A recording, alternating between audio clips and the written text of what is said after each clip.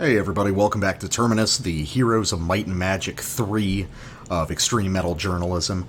I am the death metal guy, aka Christmas cookie shaped like limited edition records from Southern Lord. I am the black metal guy, aka definitely just always started with that one elf city in Heroes of Might and Magic 3. Oh, what, Rampart? Probably, yeah. Is Rampart the elves? Yeah, the elves and dwarves and like cool forest the ents. Yeah. Yeah, I was I play Rampart and also Beastmen because that was thematically related. What was that? The swamp one? Stronghold. Stronghold was the desert stuff with like the behemoths and the wyverns and shit. I was a dungeon player. Of course you were. A dungeon and actually a lot of castle. A tower also. I played a lot of tower. Yeah, which one was the one with the sinister wizards? Because that one was like pretty fucking cool. Tower had pretty sinister wizards. But Castle also had some slightly less sinister, but still sinister wizards. Of course, you know, you get Armageddon's Blade and Conflux breaks the whole fucking game. So stick with the original and Shadow of Death. Conflux had all those sort of mid-tier units, right? It was easy to get mid-tier units, but they didn't have anything that really owned. It was the elementals, but the problem is they were not balanced correctly, so they just kind of shit on everything else. Not to say that Heroes of Might and Magic 3 is a wonderfully balanced game to begin with, but it is still a shit ton of fun. Oh, you know, yeah, Dungeon was sick. Yeah, you get your black dragons, man. You get fucking sensual Medusas. You get the harpies, yeah. You know, it's like, yeah, it's all good. All right, God, we should do a Dungeon Synth podcast if we're going to talk about shit like this. The first ever Dungeon Synth record is the soundtrack to HOMM3. I think Heroes of Might and Magic deserves a real black metal record, but you could make it like, it'd have to be like slow, but not slow in the normal way. Yeah, it would have to be kind of like a heavy, sort of like a trad and doomy black metal record. I was going to say sort of like Black Funeral Doom with a lot of Dungeon Synth.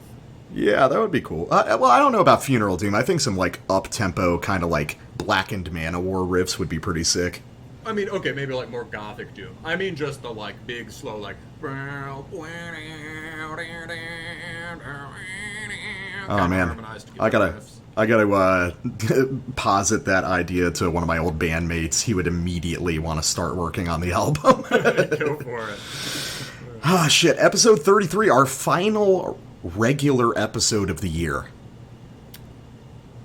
Yeah, because we're actually waiting to the end of the year to do our year-end list. I know everyone else's came out at the beginning of fucking November or something, but we're actually giving the last month of the year its shot to impress us. We're gonna read through everyone else's and then carefully pick. We're gonna curate a list of the aggregate coolest. Yeah, everything they picked. Yeah, so we're gonna go for like, if it's, you know, like Pallbearer, Yob, Bellwitch. Fucking what was it? I don't know. The new Imperial Triumphant, I'm sure is. Yeah. You know. What's that new one? Necrot. Yeah, all of these albums that I haven't heard. The Sonora Desert death metal album. That Heretical Sect? No, Tomb. I don't know. I can't remember the name. I don't know. It was big last year. Okay. Well, so yeah, that's going to be our final regular episode of the year. And we're going to be doing our year-end lists as our public episode for last week. And then we're going to be taking like a 2-week break because the Black Metal guy has real-life shit at his like fake job that he has to do, with Terminus being his real job. So there will be a little bit of break, but then we're going to hop back on the horse in mid-January and see if 2021 treats us any better than 2020 did. Spoiler, it will not. Everything will get worse forever. I was thinking that today. The most annoying thing about 2020 are the people saying 2020 was the worst. It's like, they've been saying that since 2015. Oh, we're only beginning, children. Oh, yeah, it's like, what if what you're seeing is a historical process? Nah, man. Yeah. It's just Netflix and DoorDash forever. what if you grew up in an era of unprecedented, peace and prosperity and comfort, and now the world is just becoming more like how it's mostly been for everyone? Reality is catching up to us. Exactly, yeah. Alrighty, so, Greater Terminus Co-Prosperity Sphere. What have you got for us today, Black Metal Guy? A bit of an informal news segment today, but I was thinking a couple things. Well, first of all, I want to sort of double dip and play a full song as an interlude later. So let's not worry about playing it now. But big new cool new release. It's just an EP, but cool new release by the German black metal band Totenwache, who I think I've mentioned a couple times on here as one of the better standard bearers for the sort of Satanic War Master influenced school. Mm-hmm. Doesn't really sound Franco-Finnish because it sounds extremely German. Yeah. But he manages to give it kind of that Germanic feel. And very, not only sword-oriented, but extremely knight-oriented. This record has some giant divine-looking knights in capes looking over a mystical kind of chessboard where armies fight. That sounds dope. Yeah, it's fucking sick. And it's called Kriegswesen. And we will... it looks like it's doing pretty well already, which I'm happy about.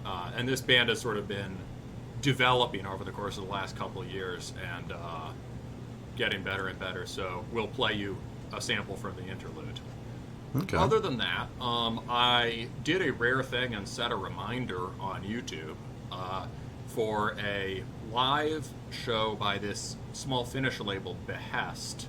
It was a noise project called Edge of Decay, and a black metal band called Ruho, who I've listened to before and enjoy. But I was really pleasantly surprised by this stream. This was really cool. Ruho is... you can sort of hear that they're Finnish in the mood, and in that they're really good. But it's basically, I describe it's like what people think Icelandic black metal sounds like. Mm-hmm. What it should sound like. Sort of dense walls of trem, sometimes dissonant, sometimes with these kinds of eerie kind of drill bit trem melodies. But live, it was, on record it's kind of arty and just expansive and atmospheric, trance-inducing or whatever. Live, there's just some real hardcore energy, not in a way that makes it less cult, but in a way that makes it more cult. And the raw sound was sick. So, I'm sure the band would love us to play their studio recording, but instead we're going to play one of the coolest parts of the live show that I saw today. And this is on the Behest YouTube channel. All right, let's check it out.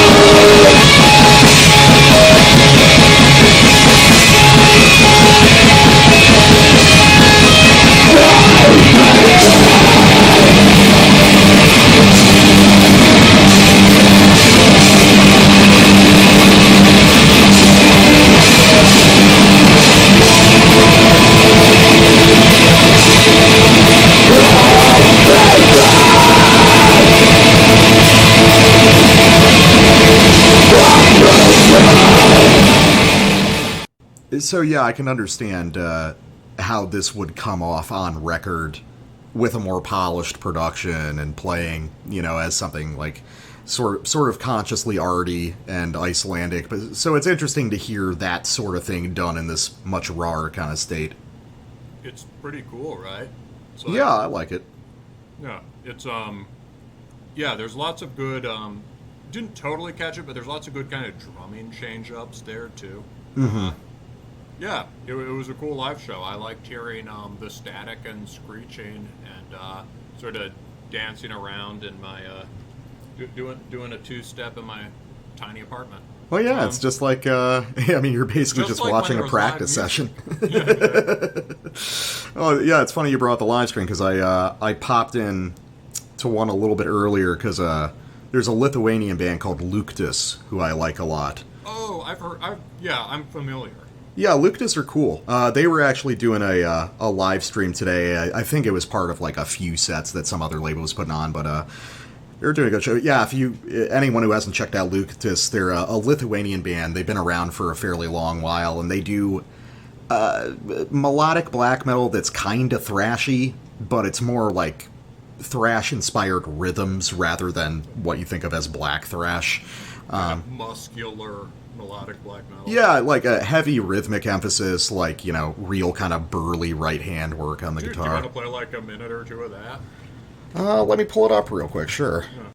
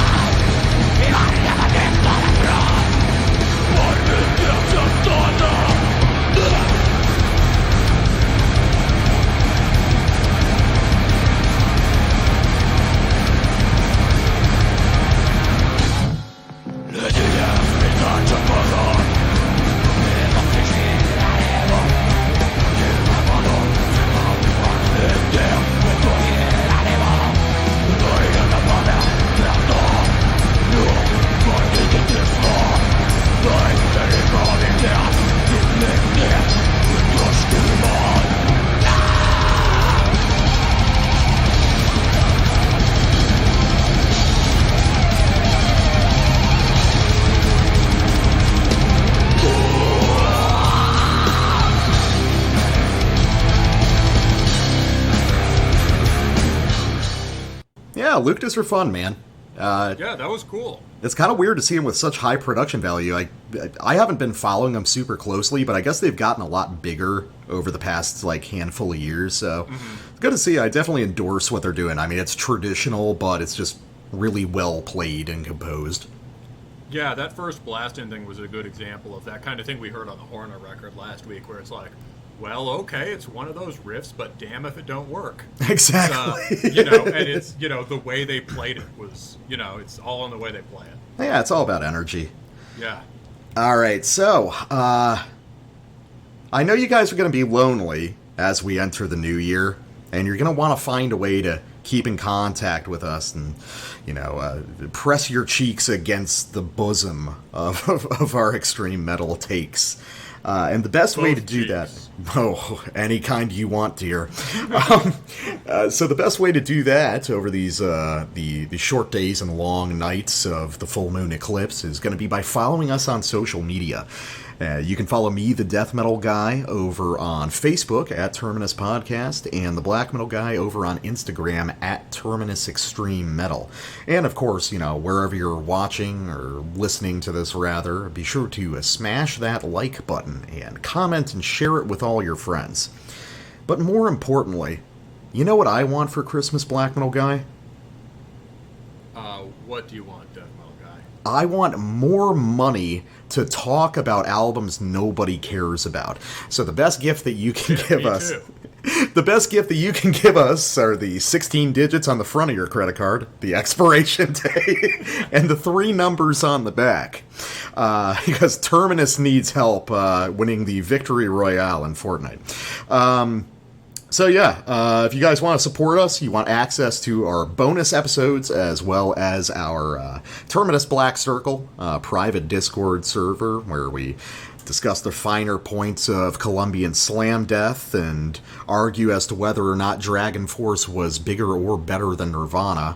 You can do that by supporting us on Patreon or Subscribestar. As usual, $3 and up gets you access to all of our bonus episodes, and $5 and up gets you into the privileged black circle.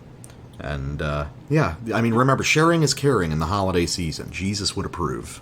And, we haven't really formalized this at all, but, joining the Discord, joining the Patreon and the Discord is the best way to suggest things for us to review, and also, if you want to send us work in progress, get some critical input on it of equal or greater autism to what you hear on the show, that would be the best way to do it. Definitely. Yeah, no, you can definitely get bumped to the front of the line as far as me giving a shit about what you're doing. You can purchase our consultancy skill. Absolutely. Just to make it very clear, it is not pay-to-play review-wise. Anyone who sends us a serious, complete work will always seriously consider it, and if one of our patrons sends us a serious, complete work that we either don't think is ready to review or just isn't right, we are jerks, so we will politely not review it. Terminus Consultancy, intelligent extreme metal solutions. Exactly. All right, so 4 new records are our 4 last new records of the year, and we're going to be mixing them up. So first off, very excited. This one came out of nowhere. The new album by Czech grind band Contrastic with Mamun. This is apparently an entirely independent release, which really surprised me because Contrastic are pretty well known, but this is their first full-length record in 20 years since their debut in 2000, so I was very excited to check this one out, and not to spoil it, but it was absolutely worth the wait. Yeah, that's very unusual and cool. Interesting. Tons to talk about. Next up. Here we go. We've got the, long-awaited would be the wrong word. We've got the thunderbolt return of Hate Forest with Hour of the Centaur out on Osmose. By Hate Forest, we really just mean Roman and a drum machine programmed by Vlad from Drudk. But, It appears to be, those appear to be the necessary ingredients for Hate Forest. And I'm a huge fan of this band. I was about to say, for that section, I'm going to walk away from my computer for a while. I might play a couple rounds of Tekken, grab something to eat, and I'll just let you party, bro. We could have started this show every year, but we got Hornus first in 5 years. We got Hate Forest. It's a good fucking year. We got that Czech grind album too. Yeah, lots of returns. And then I think, okay, so I'm going to be third. So the next one, just kind of an out of nowhere pick. Chilean black metal band Montuln with Arquetipo out on Australis Records. Australis Records is a name that I'm dimly familiar with. It's a South American label, I want to say, based out of either Chile or Argentina. But it's very regional to South America. Lots of just kind of, we'll end up talking about it, but there's a lot of South American bands with solid followings and great music that just never really break out of South America. And I think Australis Records is kind of one of the breeding grounds for a lot of them. So glad to bring them into the circle and hopefully explore some more music from that label in the future. Just did a cheeky Metal Archives. It is, in fact, from Chile. Oh, okay, perfect. Yeah. And following that up, we've got something equally fun, but in a completely different way. Mordbrand by Burkhartsvinter. This is out, I think, primarily independent, but it looks like they have some hard copy coming out on Sturmglans Black Metal Manufaktur. That's with a K and an R. And Worship Tapes. Yeah, I think those are both cassette editions. And this is, raw, stompy, very live German black metal. Just the way you like it. Yes. All right, so Contrastic with Mamun. Talk about a fucking record to squeak in at the end of the year out of nowhere. Yeah, for sure. So this is, before you get into Hate Forest, this is my opportunity to spurg out for a little bit. Okay, so Contrastic is a Czech grind band who did, like a couple tapes in the mid to late 90s, a couple splits, and then did their full-length, self-titled in 2000. And it's kind of a minor classic of Czech grind. A lot of people know it from its album cover, its original album cover of a crudely colored in a coloring book page of Ariel from The Little Mermaid.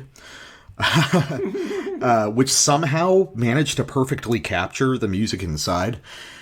So Czech grind. You've listened to like a little bit of it, right?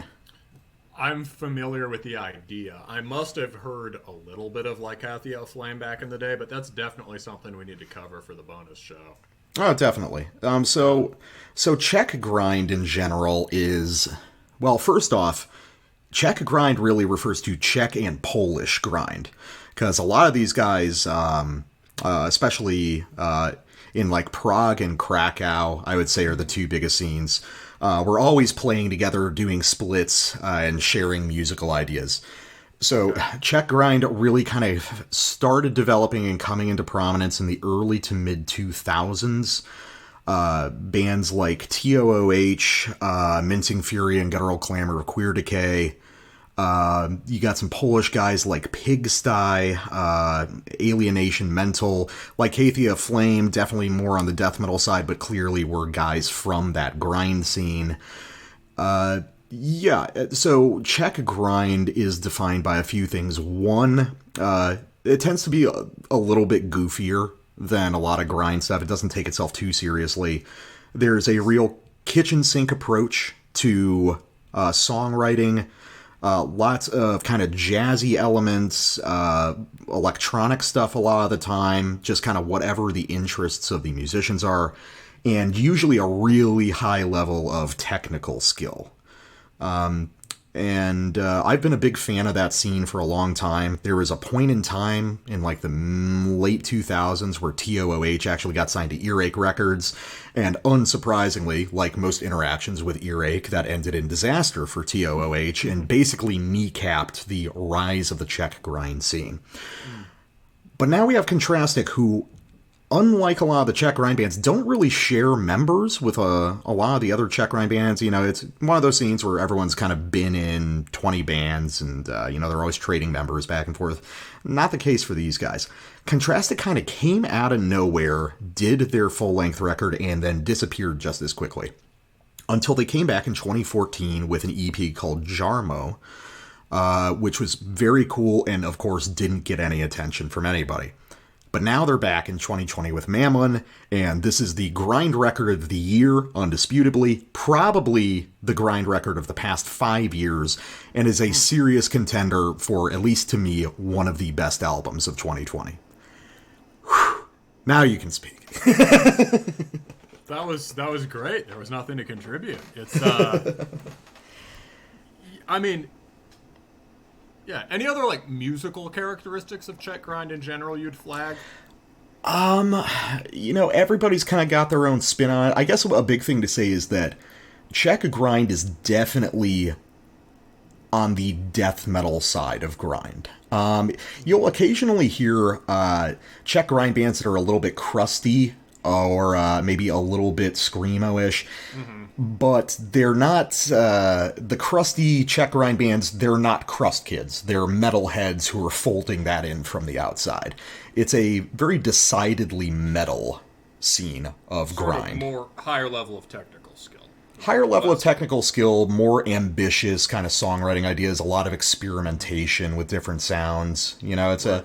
But without like a Brooklyn art student characteristic, Yeah, so, yeah, I think this is really good. It is not entirely my cup of tea. I have a hard time telling whether I'll come back to it or whether I won't.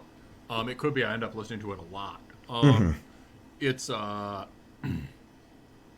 Yeah, I mean, where to go with it? I mean, did you want to play your sample of early Contrastic? Yeah, so I mean, it's been 20 years, so just to catch everyone up, this is a good example of the kind of stuff they were originally doing, which is definitely featured on this new record, but clearly they've moved far past it in the past 20 years. So let's listen to the first couple minutes off a track called Sex with Four Walls. And it'll give you a good idea not only of Contrastic, but a nice little nutshell of the Czech grind scene and what that means in general.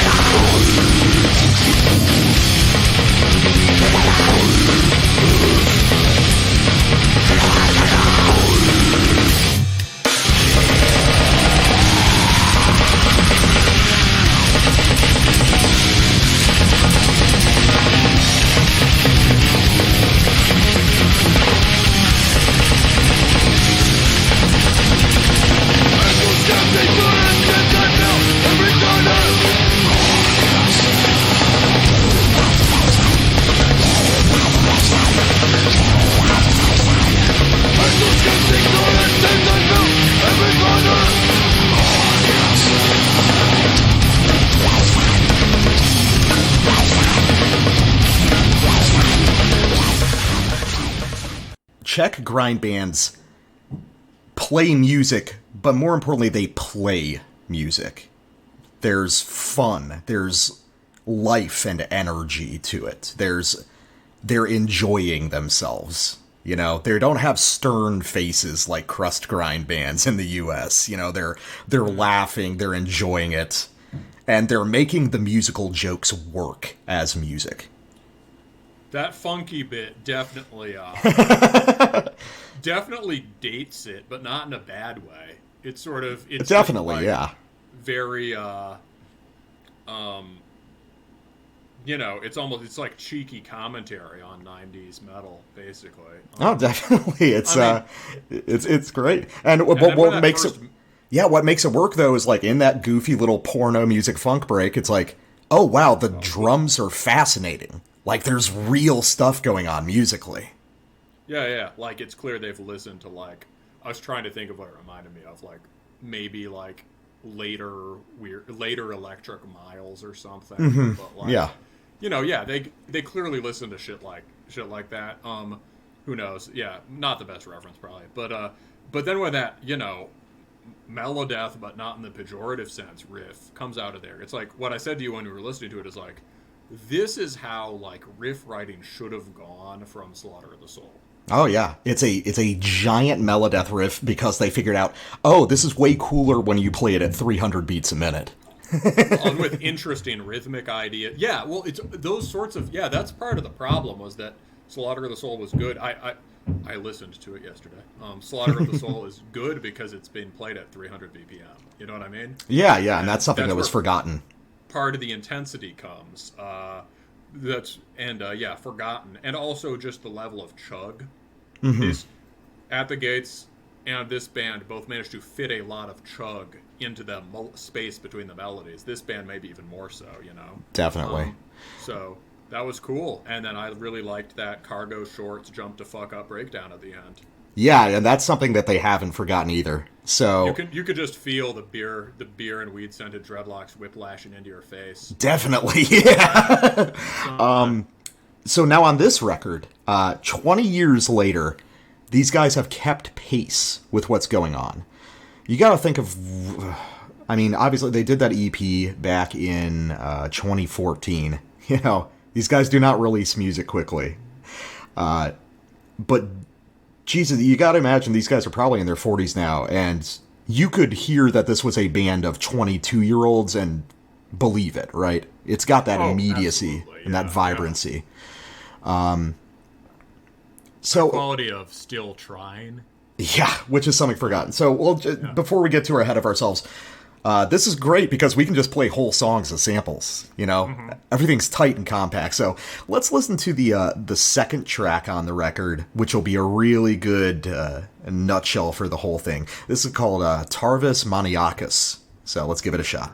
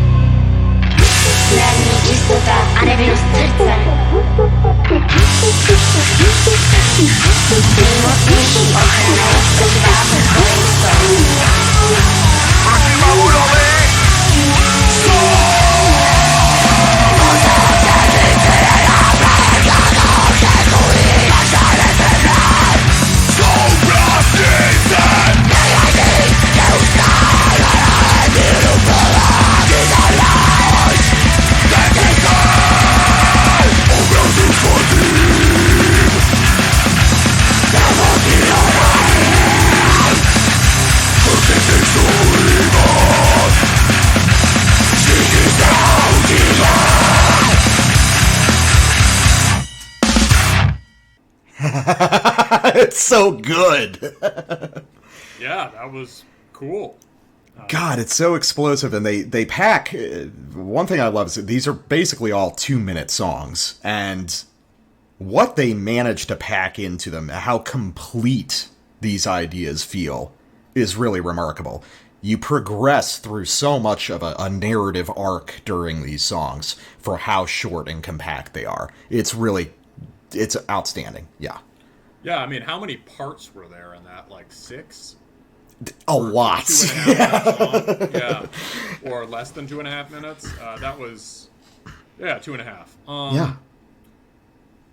Yeah, so what to say about that? That's definitely one thing I immediately noticed is when I first listened to this, I think I didn't listen to it quite loud enough. I think that's a problem I often have, is when I'm starting to realize is when I do my sample listening, I'm just often just casually listening, and then when we're on the show, I turn it up. The production seemed a little smooth for me listening the first time. It's definitely very polished production because obviously the focus is on just delivering kind of punchy, heavy mid riffs. Yeah.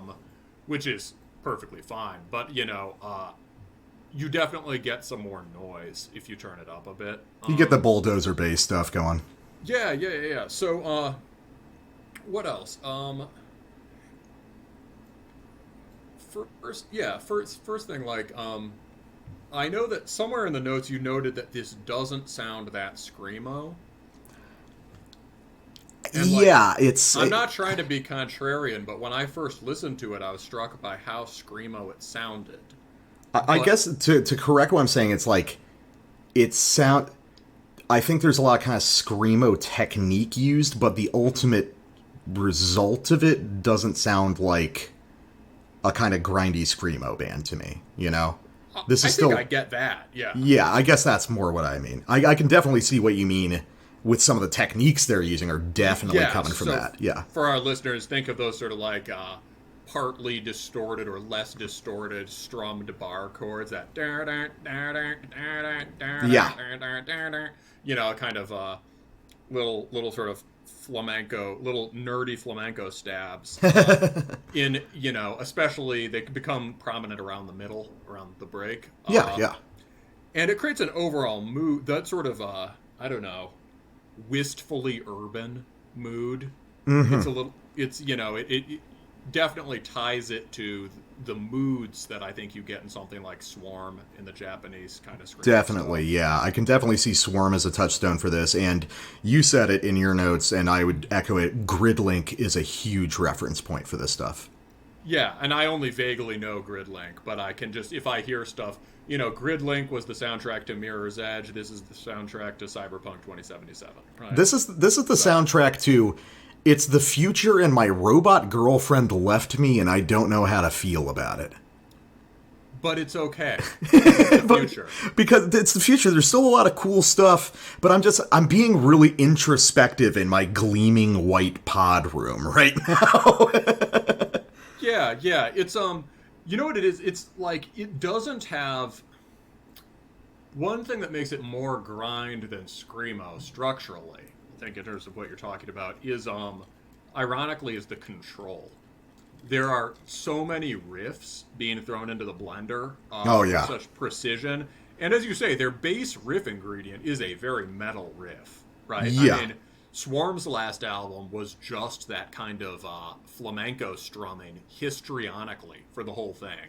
Which is, don't get us wrong, that is an awesome thing. Fucking sick, right? But the screamo stuff definitely gets closer to black metal and definitely cultivates this sort of unhinged, ecstatic, nervous breakdown mood, where, you know, this is a lot more sort of like exuberant and athletic.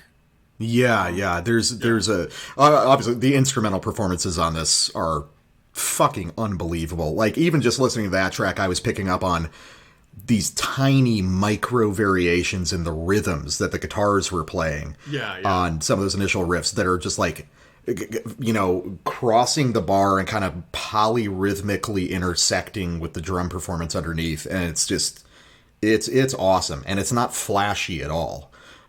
It's just very intricately designed. Another thing we got to talk about, the sampling, which is a big part of this record. You heard that female vocal sample, which, and we're going to get to this, is a sample that pops up on multiple songs on this album, cut up and rearranged. Oh, you think it's the same sample? Because is it just that one the whole time? That could be it.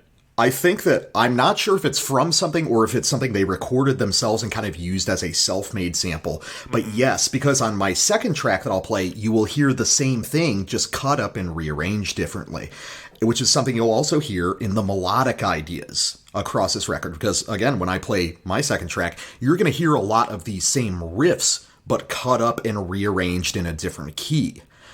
There's amazing work with motifs and this sort of broad cross-album structuring, which is the reason why I'm going to listen to this 100 times to pick it apart. The reason it took them 6 years. Yeah, it makes sense. Yeah. I mean, if they'd been doing this full time, you know, I'm sure they could have done it in half the time or less, right? But, like, clearly these dudes probably have lives. They have lives and jobs and kids and shit. 6 years of working on really good songs, jamming them also. You know, some bands are sort of meticulous composers. Other bands are sort of jamming bands. This band is both. Yeah. I think there's a ton of work went into... there's probably 15 songs worth of material just of jumbled up riffs and parts that's not on this. Yeah, and the other thing is just that it's like it's a jamming band.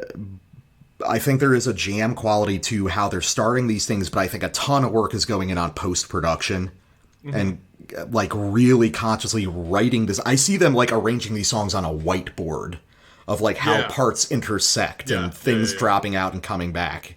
So you've got a sample and you've got an interesting comparison. Well, it picks up on that, I think, which is like, so I was hanging out with my bro the other weekend. You know, he started playing some Code Orange videos, as one does. They're extremely entertaining. This was something they did during the lockdown, and you know, the song was pretty cool. It was this sort of they've got all these nods to shit like Skinny Puppy now, but like there were these sort of big modern electronic glitch moments. Mm-hmm. And what I said to him was like, okay, you can tell that like what these guys are doing, it marks the beginning. It marks the beginning of a certain kind of arms race, right? Which is how do you successfully integrate modern electronic music with extreme metal and hardcore, right? And my buddy was like, well, I think the best version of that's been done so far is Sectioned. Which I'd probably agree with. Sectioned is this amazing UK kind of grinding hardcore, mathy grinding hardcore band with just that incorporates a lot of brutal noise stuff and breakbeat, like breakcore, it's structured. And you know, whereas a band like Code Orange is very sort of doing these kind of things as a superficial reference, right? It's kind of like, oh hey, check out our electronic part. It's a little more of a cultural reference point. Yeah, you know, it's really totally part of the songs and the writing of the hardcore parts for Sectioned. But like so, and then like hearing this on the wake of that, I'm like, wow. These guys, Contrastic is you know, as good at this kind of integration as Sectioned, but they've taken a completely different route because, you know, Sectioned it's the electronic aspects are adding to what you'd normally think of as brutality and extremity. Yeah, here it's pretty. It's they're using the electronic elements for the melodic qualities you can get from samples and sometimes from synths even. Yeah, and really it's like, and it's weird because some of the warmth of this music and some of it's I wouldn't even call it, this isn't like positive music or optimistic, but it is definitely like sensitive in a way. And a lot of that sensitivity and this sort of like emotional openness is actually coming from a lot of the electronic voices, I think. Totally agree, bro. I'll say something more about that after we listen to the whole thing of Koshile. All right, let's do it.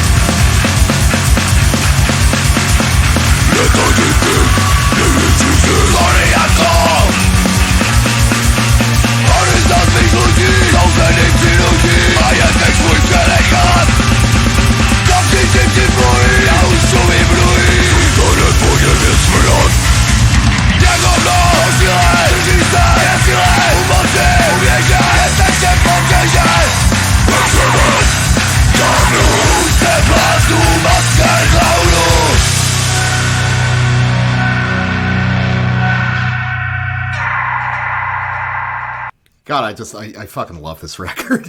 So that one goes like, ah, ah, right? But that little sample. Yeah, there's like a cheering sample, and then there's more of like this like pained groan. Yeah, and they're constantly peeking in, but there's also little synth touches in the background that you have to listen pretty closely because it's a little bit buried in the mix.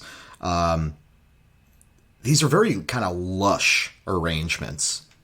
Yeah, so what struck me is like, think about that part about a minute in where they break out into the more sort of, screamo grind or kind of black metal-y trem part, right? Mm-hmm. And there's one of those, so a highly melodic sort of showy part of the music, and instead of dropping the sample out, right? Another band would use the sample as filler elsewhere. Instead of dropping the sample out, they've picked out just the part of that female voice to sort of harmonize with that trem riff. Mm-hmm. And there and on your song, and I think throughout here, it seems sometimes like they made the samples first and wrote complicated, arrangements around them, riffs around them. Well, yeah, because the opening track on the album is entirely based around a continuous sample of a speech, right? Yeah, it's like some German movie sample or something, or song maybe. I can't remember. But like it's all sample at first, and then just the riffs start to come in under it. And they blend and they intersect in these like beautiful ways. Because there's definitely, if these aren't samples they made themselves, if they are pulled from something, they're doctoring the samples. They're stretching them out or compressing them. They're changing the pitch sometimes so that they're like fitting in key with certain melodic moments. That's what I mean. Yeah. They're like taking the tonal qualities of. Normally we use the sample just for its texture or its timbre, I guess is the fancy word or whatever. Yeah. But yeah, they're like attuned to like where it falls melodically in the sonic space, which is just really original and demanding, and it gives you this cool effect. Like sometimes with brutal death, how I talked to you about like when the gutturals sort of blur into the snare sound. Yeah. So this is sort of like the same thing, but the opposite, where you get kind of the voice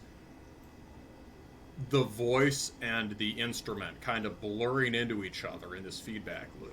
Yeah, and as the as the guitarist moves past that sustained note, they fall apart. It's like sine wave quality of them coming together and splitting again. It just had to be so hard to make. It had to be so precise and just requires so many hours of like careful editing. Love it.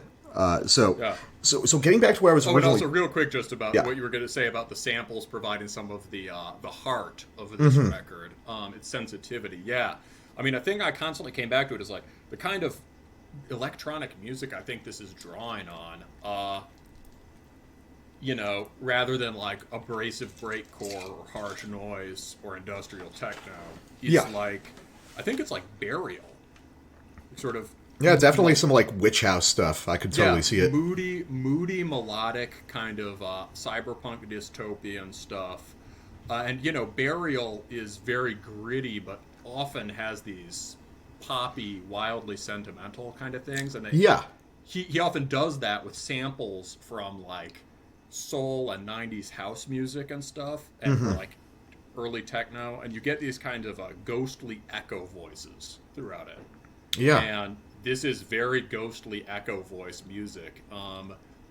This is definitely a soundtrack to a theoretical good remake of Ghost in the Shell without any of the action parts, just the gloomy wandering around Neo-Tokyo parts. Well, this could be good with the action parts, I think, because that's action true. Parts have this kind of exuberant quality. This could also be great with Blade Runner 2049.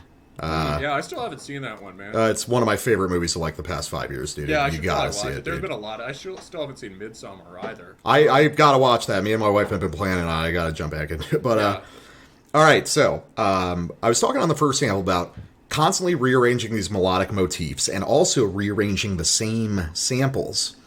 Oni, this track that we're about to play, is almost like a reprisal of the first track that I played, Tarvas Maniakis. So listen to this, pay attention to the riffs, which are rearrangements of the riffs from that first song, as well as the usage of the same sample, but in a totally different rhythmic and melodic context. Cool. All right, so Oni, let's do it.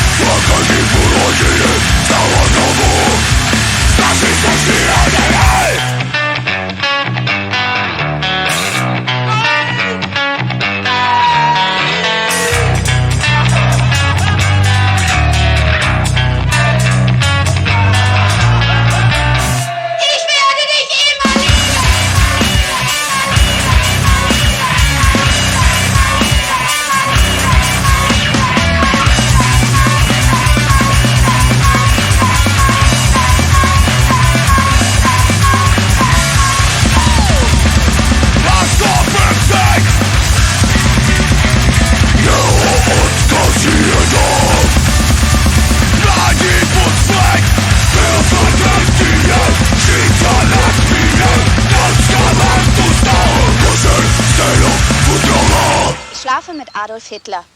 Holy fuck, that song, dude. Yeah. What's the best part? The incredible usage of these micro motifs from a previous song, or the sample-driven emotional mosh breakdown that splinters the spoken word sample into just a series of electronic syllables that form a part of the rhythmic framework of the music. This is one of the best albums of the year. This is fucking, oh my god, dude. It's so much more ambitious. It's so much smarter. It makes everyone else look like they don't even give a shit about their music, you know? And on the other hand, it's got big, stupid, quote-unquote, obvious riffs, like the one about, like, a minute in, like, dun, dun, dun, dun, dun, dun, dun, dun, dun, dun, dun, dun, dun, dun, dun. Dude, that's almost like a riff, a sped-up riff version of, like, a Euro trance thing, you know, from, like, the early 2000s. When you line him, something like that. That's probably a melody on a Cascada song or something, you know? Yeah. But they use, like, a weird jazzy chord shape to give it more distinctive color. As a kid, I always liked those Europop songs, and I felt kind of guilty about it. Oh, I like them too, yeah. Like you're looking at something you're not supposed to or something. And what I realized is just, like, the sense of melody in them was really different from top 40 in the U.S. melody. Yeah. And, you know, much closer to a very simple poppy version of kind of things I'd later hear in metal. You know? Definitely, I can see that, because it's... You know, epic minor scale stuff. Yeah, it has nothing to do with pentatonic, you know, which is something you grow up with popular music in the U.S. It's all pentatonic in nature. Then you get something that seems so alien. Yeah. Oh man, the kisses of the sun were sweet. I never. Yeah, whatever. That was. Because every time we touch, I get this feeling. Yeah. Yeah, that was pretty good too. No, dude, like, but you heard that with the riffs, though. Those are rearrangements in a different key from that first track that I played. This is like a response. I want to say this is like a concept album. There has to be some sort of like narrative arc across this thing. There's something occurring, and the hinge point is that middle track that you played, Kosile, because it doesn't sound like anything else on the album. You feel like, oh, we're taking a turn, and now we're going to cycle through the first half in this augmented different way. How many times have you listened to this? I've only a few times so far, but I know that I'm going to be sitting down studying this consciously. Yeah, you're going to like take mushrooms and like listen to this. Oh, dude, I'd love to. So cool. I guess, now we're going to listen to a song with cool metal riffs. Yeah. National Razor. All right, let's do it.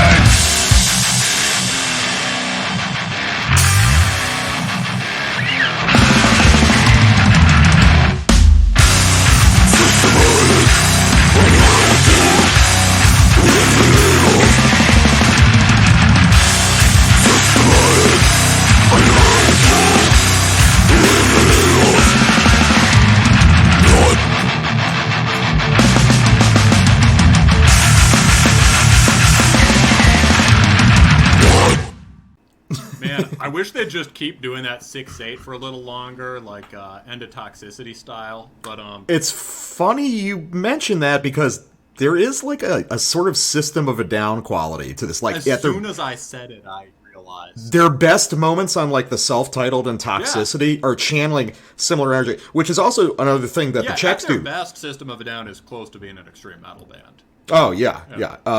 And that's another thing. The Czechs were never shy about nu metal. They would scrape nu metal for some of its best kind of rhythmic and textural ideas and incorporate them. So definitely I picked up on the System of a Down, and in general, this is, you know, those friends you have who are like normies, but they're clearly too smart for it. And you can tell that they're normies who are on the outer fringe of it. They're just looking for something to pour their attention into. In the mind prison, groping their way along its corners and edges. Yeah. This is the album you show that guy who it's like, yeah, I'm not really into extreme metal. I can appreciate that it's really interesting. You show him this, bang, you've got that intersection because that's right. I think there are like bros who would like this, but in a good way. Oh, definitely, yeah. There's just, I mean, the sheer This is one of the most melodically sophisticated records we've heard this year, I think. For sure, dude. I mean, I just want to say to people that, we loved. I groaned under that one like really sensitive part, but only as a joke to give the death metal guy shit. When it got, and it kept that little. What did you describe it? That little kind of barbershop melody. Yeah, it's like a descending kind of a barbershop vocal melody. Yeah. Little a cappella melody. Yeah. Descending over the guitar as it spirals up. That's awesome. And then you get just this riff that's like a fugue. Right? Mm-hmm. I couldn't. Those really fast arpeggiated movements, and then that so incredible, like, super high, like, always keep climbing grid link riff.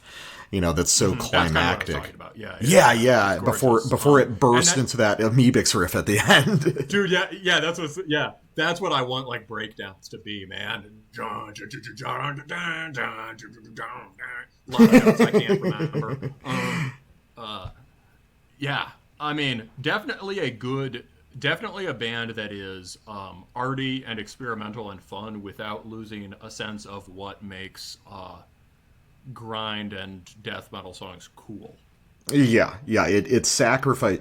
Despite all the kind of like delicate touches, you never get a sense that they had to sacrifice any sort of abrasion or brutality for it.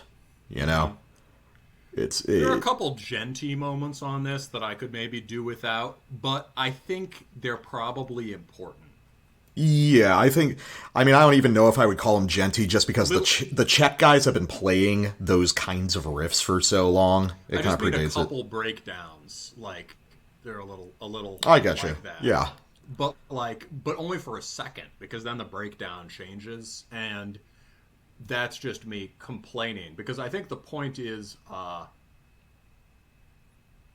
there's like all that genty stuff, or the quote-unquote modern metalcore, it has a certain appeal, right? Which is that's this sort of like sleek, hyper-urban, but sensitive, really sounds like anime, which I know we say all the time on this show, but you all know what I mean. This really does sound like anime, though. Yeah, and those have a feel to them, and often the music itself sucks, but there are sort of ideas there that are useful, and it's almost like this band...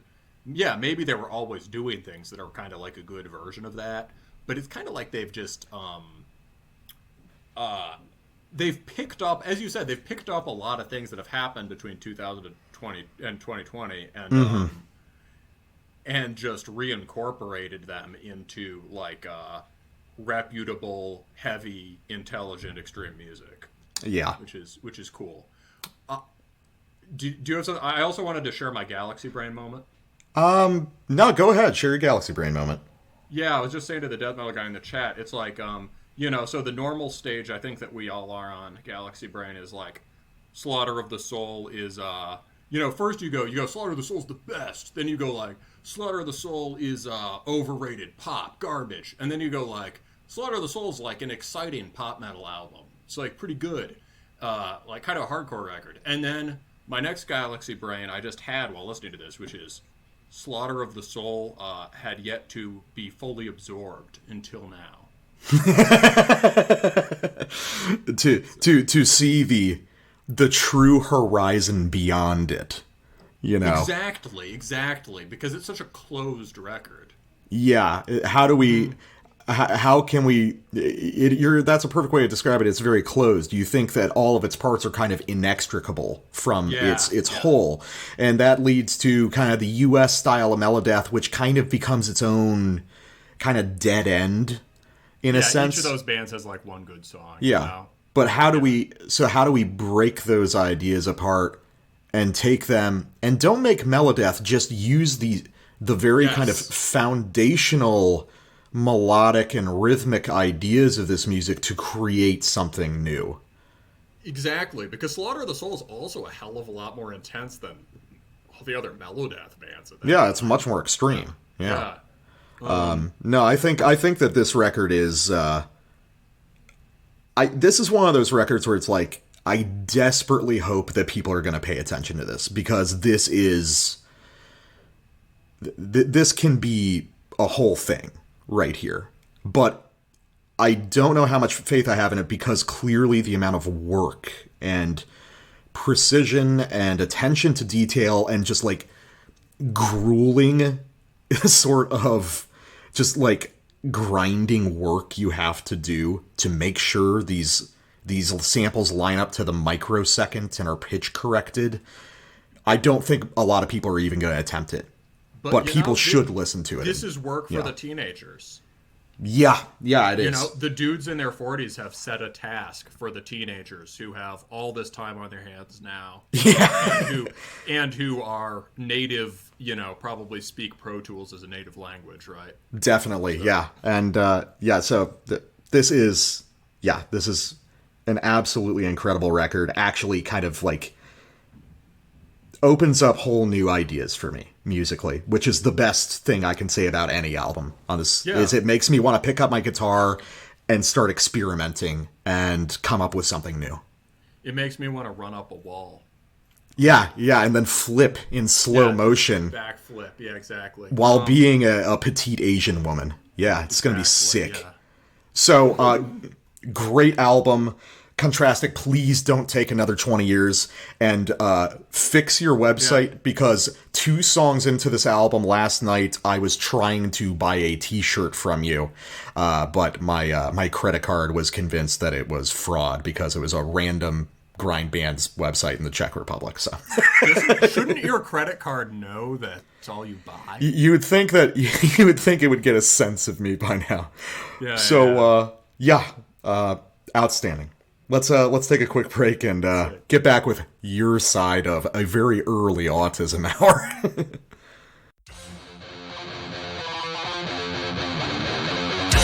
How's it going? Connor here from Oncology, and you're listening to Terminus.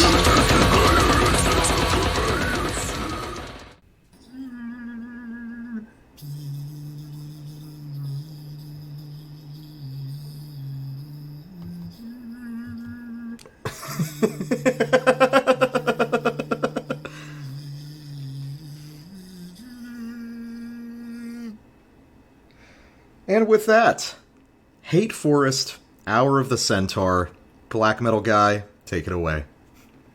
All right. Well, we just gave you a little taste of the main riff to Those Who Worship the Sun Bring the Night, the first main track off the record. I had to resort to my highly developed riffing skills because this episode's going to come out a little before the release date, and also I guess there have been some problems with leaks too, so this is just at this point top secret. But yeah, so this record sort of fell on us with no warning, like a Scythian warband, and it's great that we do this show every week because we have time to pick it up before the year ends. So what's to say? Earlier this year, in September, I think. Well, first off, is Hate Forest your favorite band?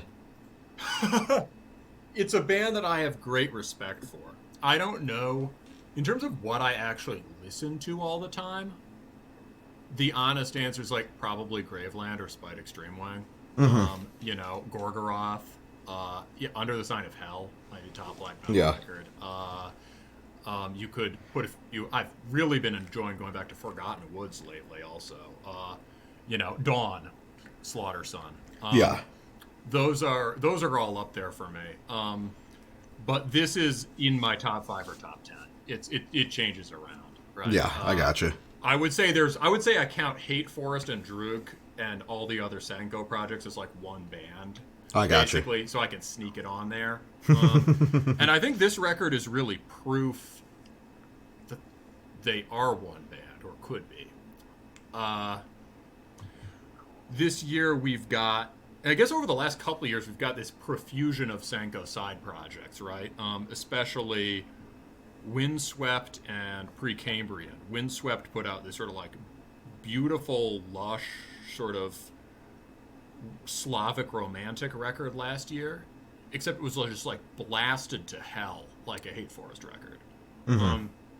and with really aggressive, kind of higher vocals than he usually does or maybe than he ever does. More like conventional black metal vocals.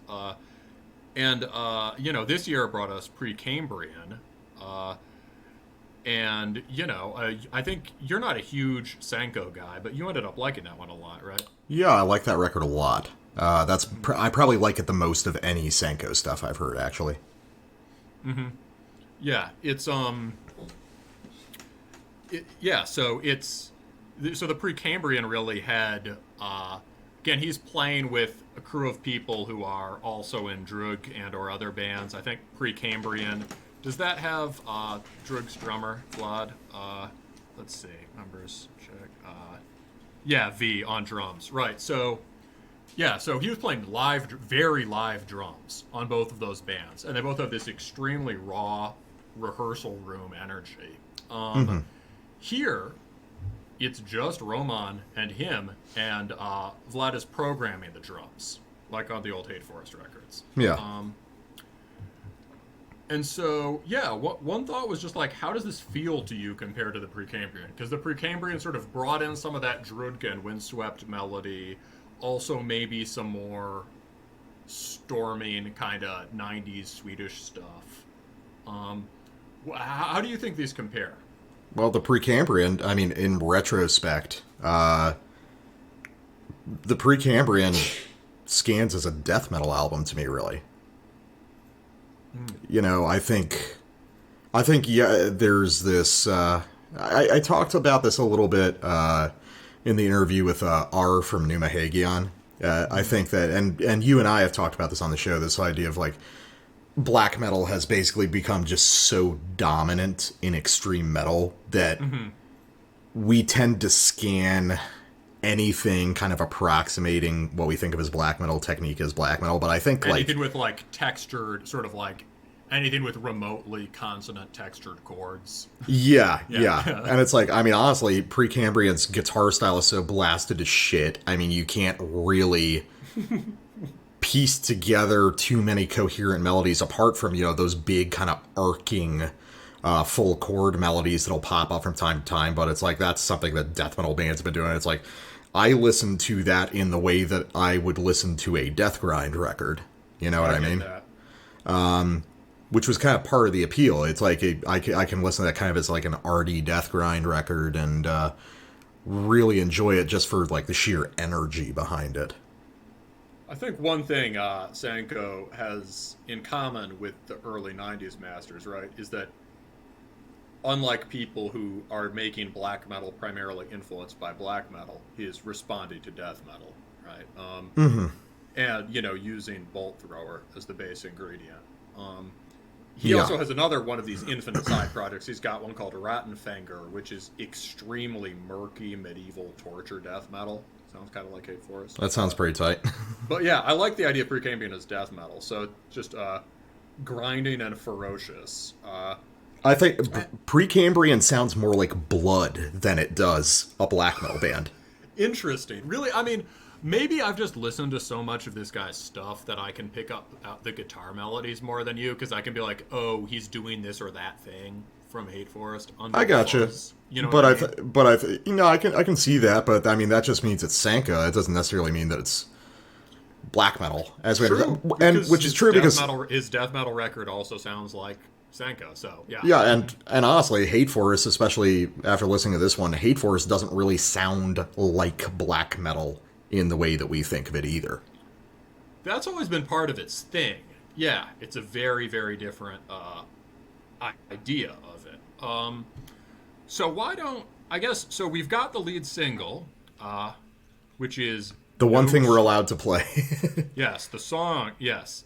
So this is, you'll notice a shift towards, he's often good at these sort of like monolithic abstract titles like The Gates. So this is a shift back towards the territory of like his first couple EPs. There's a compilation of early material called Scythia and another one called Nietzscheism, and they have some more like medieval or ancient archaic warrior imagery. And this guy, at this point, Roman is reaching back to the Bronze Age and the Iron Age and the Scythians, who are sort of steppe horsemen, who are, I think people think of as kind of distant ancestors and sort of prototypes for the Slavs. Sort of like, horse archers, like you see on the cover. And so you get some really nice medieval titles or ancient titles like Shadowed by a Veil of Scythian Arrows. And, and this is another very immediate one. Those who worship the sun. Wrong song. No stronghold can withstand this malice. All right, so let's listen to the single and talk about the album.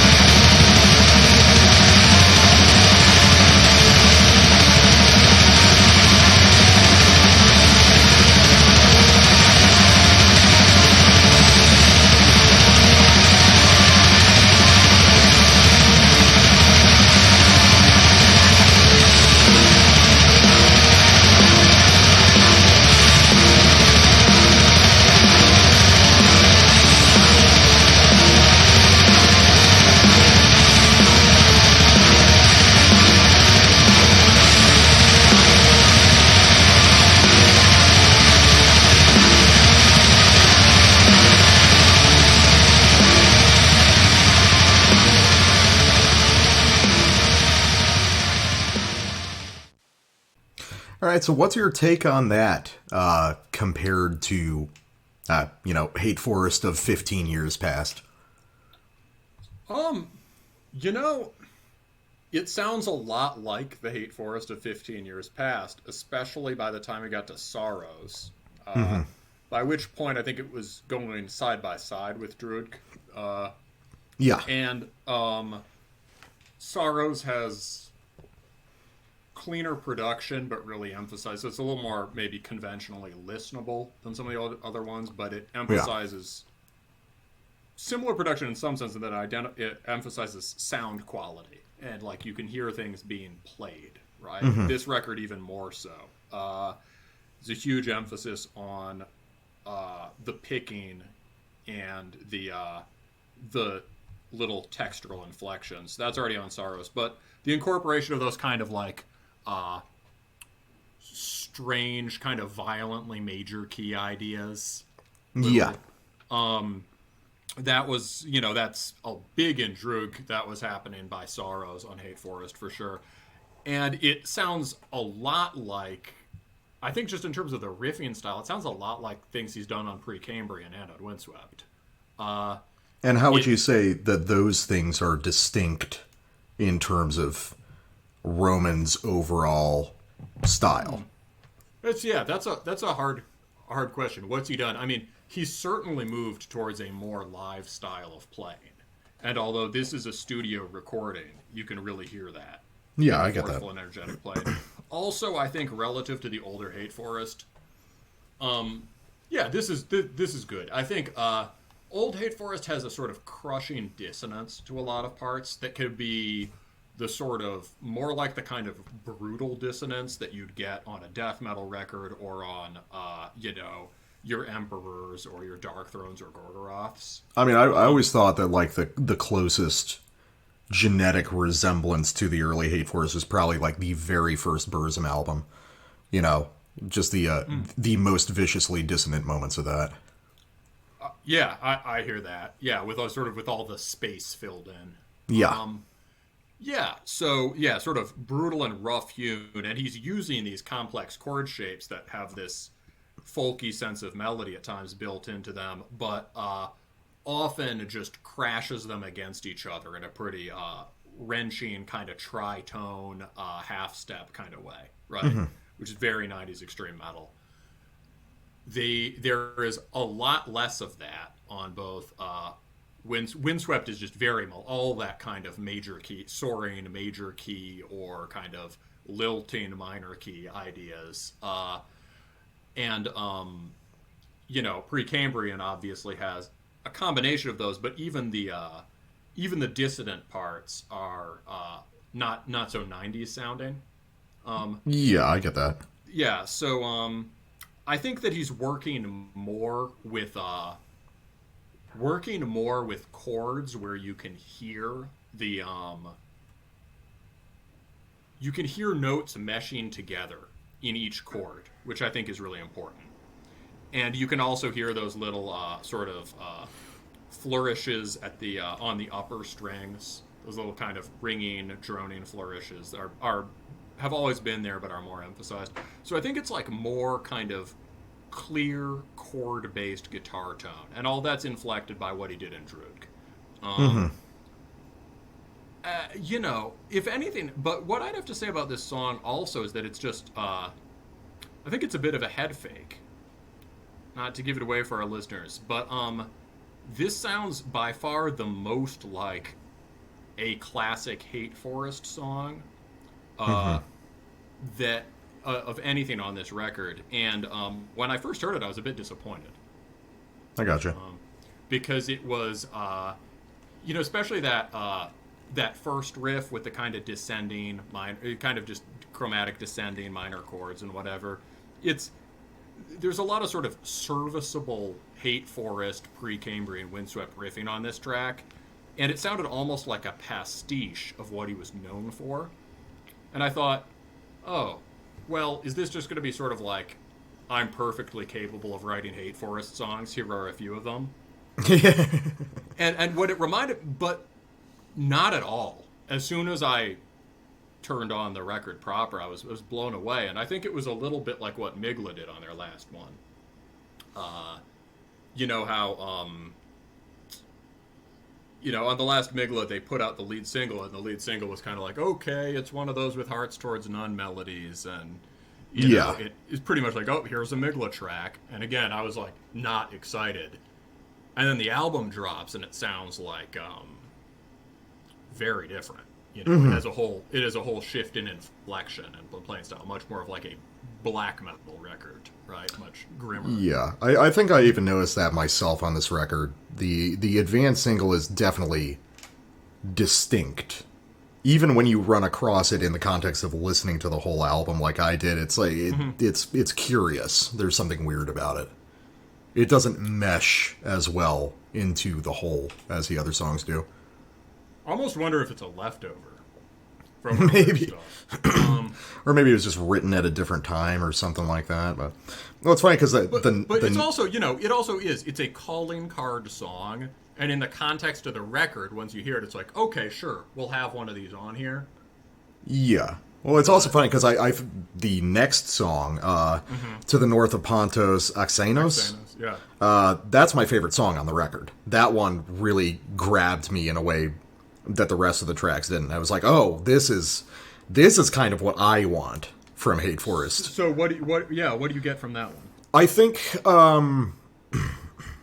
lot of it's just a matter of scale. I think I appreciate what Hate Forest is trying to accomplish with what you call like the eternal riff and stuff. But I think that this is a band that's more interesting. Well, it's like you point this out in your notes. There's a lot more going on in these songs than in a typical Hate Forest record. There's a lot more riffs per minute, so to speak. RPMs for metal. It's To the North is the shortest full track on the album. It's just over 4 minutes, I believe. And it's got a lot of riffs, and there's nothing really distinctly different about the types of riffs. There aren't really like standout melodic moments like climaxes or anything, because Hate Forest doesn't really trade in that. But just having Hate Forest's whole idea compressed a little bit and not quite so drawn out makes it a lot more approachable and a lot more understandable to someone who hasn't bought into Hate Forest, which is, I understand, probably this very like contentious sounding term, but to explain that, we were talking about Hate Forest before we started recording, and I said, this album doesn't really change my opinion on Hate Forest. I don't really get it. I accept that it has a role to play, and there's people who do get it, and it's just not my thing. And I argued, well, I didn't argue because I think you agree that Hate Forest, you have to... The aesthetic and the overall presentation and the feel of this music either kind of immediately grips you or it doesn't. That's right. Yeah, there's an abstract kind of quality to the music where it is so unique and it is so kind of definitive unto itself that your reaction to it is almost like a reacting to a particularly potent cheese of some kind. Either you like the taste or you don't. And I guess you can go through this grueling process of like eating slivers of it and like trying to understand it, but the reality is whatever your initial reaction is probably how you're going to feel about it. And my initial reaction to Hate Forest is like, it's interesting and weird, but these aren't melodies that I go to black metal for. They are for other people. That's fine, But I think, but a song like To the North actually does bridge the gap a little bit, where it's like, okay, so once we cut down the scale a little bit of just how kind of drawn out and droney this music is, and we start seeing the way these different melodies intersect with each other, and we have more opportunities for kind of bridges and a more conscious progression over the course of a song, it does a lot to make it make more sense to me, I think. Yeah, well, I mean, a thing I found myself writing the notes a lot, and actually particularly for to the north of Pontos Xenos, is something like it's lively music compared, at least, maybe not if you're used to,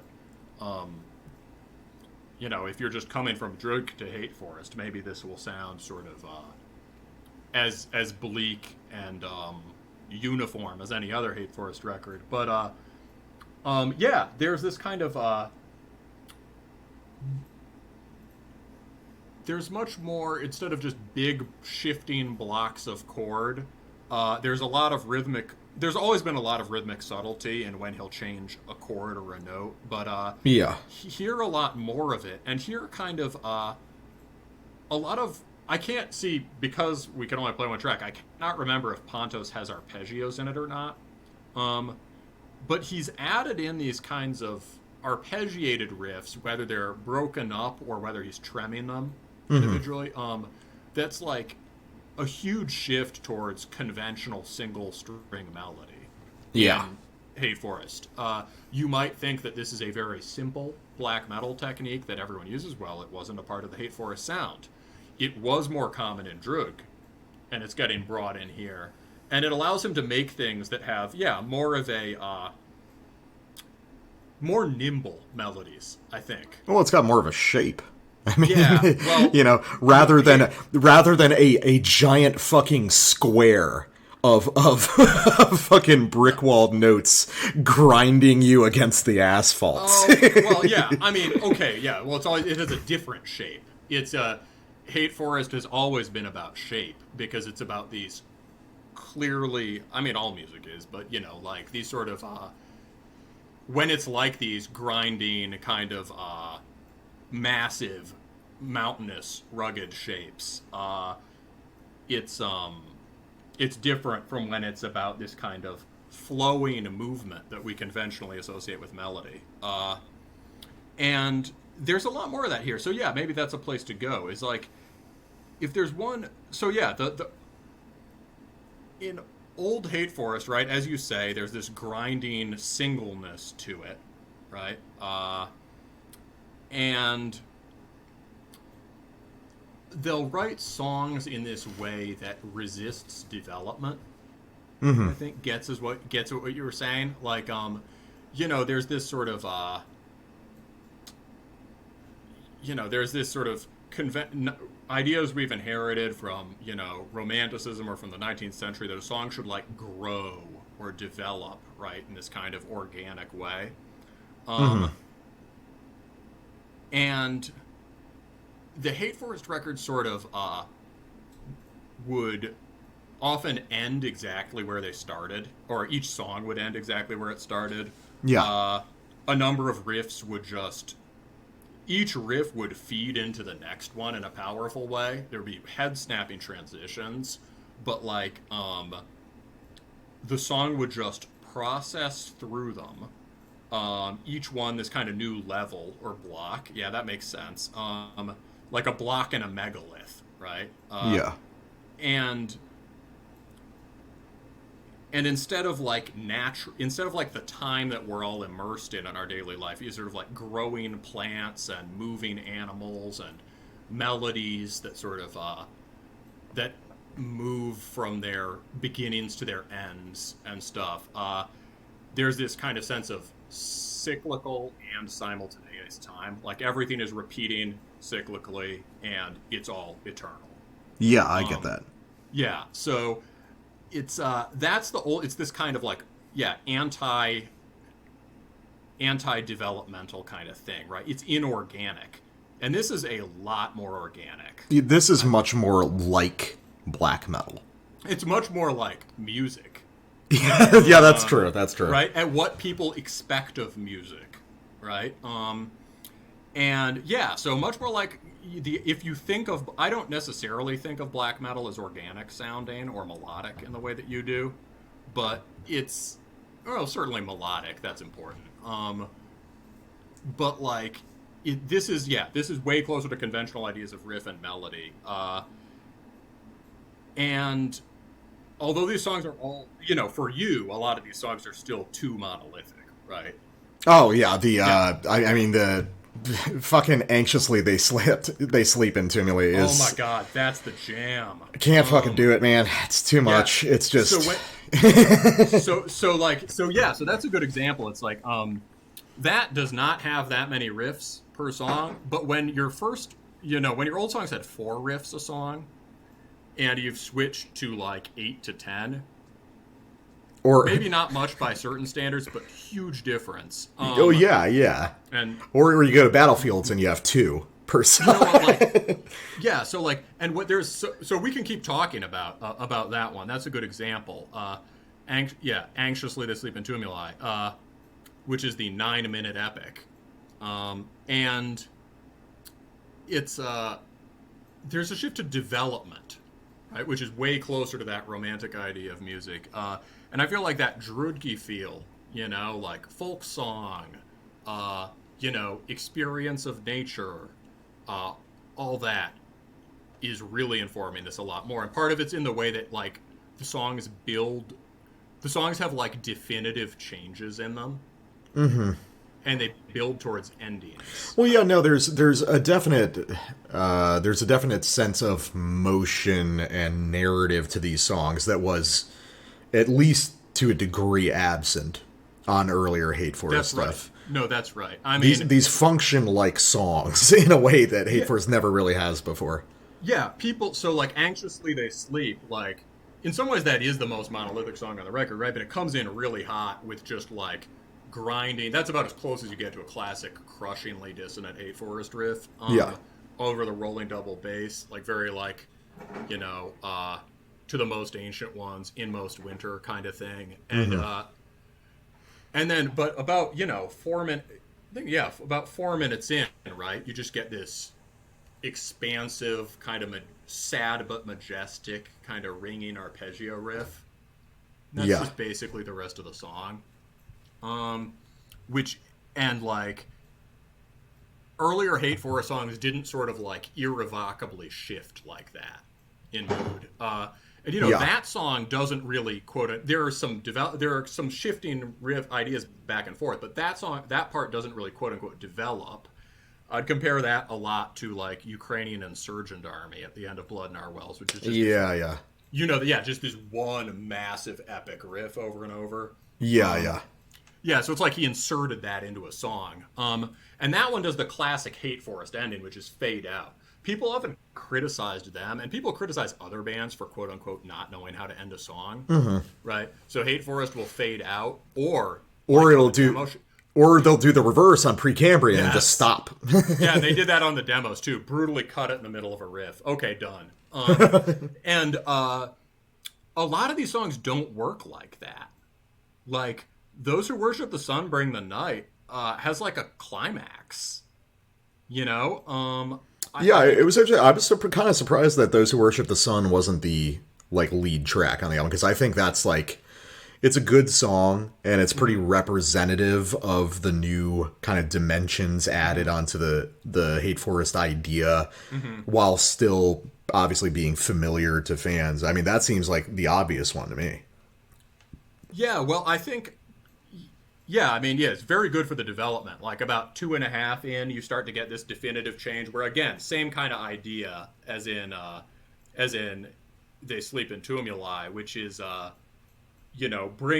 opens up into this more conventionally melodic stuff with these sort of dancing arpeggios and builds and rolls like that. I mean, I think the reason they didn't make it the single is he wanted it to be a surprise. Roman, thanks. Yeah, well, think of it this way, right? It's like, if you have a legendary band and everyone's going to buy your album, what do you need your lead single to do? You don't really need it to do anything. You need it to just advertise that you exist and that you haven't lost it, right? Yeah. So it's just like, here is a Hate Forest song, and everyone will be like, oh shit, I haven't heard one of those in, many, many years. I mean, this is the first new Hate Forest record since you got into black metal and became such a huge Hate Forest fan. That is absolutely true, I felt like it was hard to get a sense of the direction of where he was going over the last couple of years, because he's started to become really, Drudk has sort of been a little on the back burner, I think. They did a good album a couple years ago, but it's gone very sort of... Drudka's really embraced the sort of atmospheric and, emotive stuff. But lately he's been going really hard on these just like gorked aggressive side projects. Yeah. And I remember complaining to you on Precambrian, like, okay, well, what's going to happen here? Like, is he going to bring them together to make more of like a coherent big work? And I think they were basically he was recording rehearsal sessions for this record. Well, that's interesting because this is, I mean, I get what you're saying, but I feel like,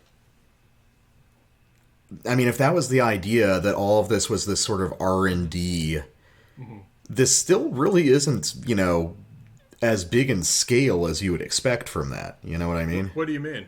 Like, you mean like having a full band or something? No, I'm just thinking of a more kind of dramatic synthesis of everything. This is still, I mean, Hate Force, even as more complex as it is now, it's still relatively simple for black metal, at least, technically and structurally. So I don't know if I see it the same way. I feel like it should be simple, right? The idea is his mastery is manifested in carefully chosen moves, and the right note rather than a lot of them. Yeah, I get that philosophy. Or like the riff that can sustain the repetition. But I feel like those other projects, those weren't complex either, right? No, they're not. If you stuck them together, you wouldn't get something more complex. But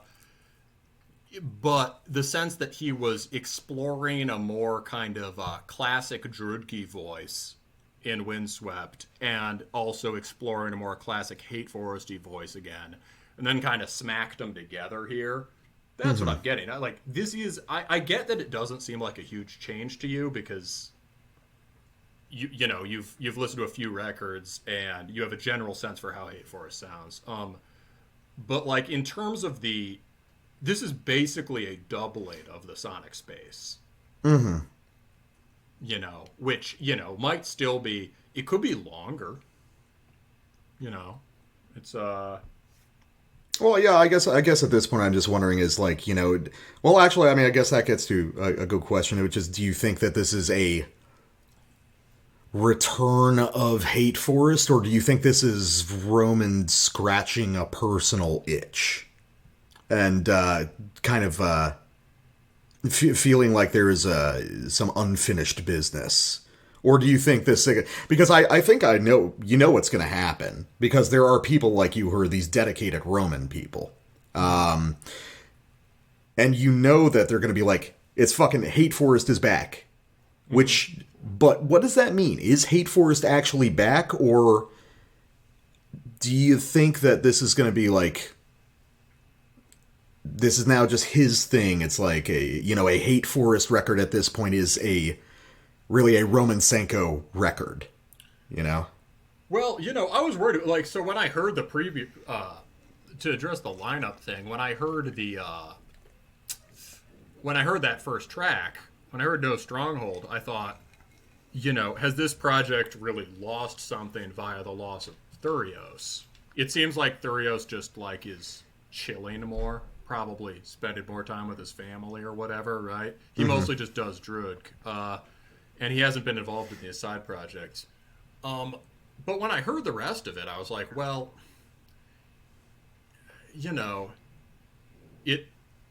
all the guitar style is here, and it's been sort of refined.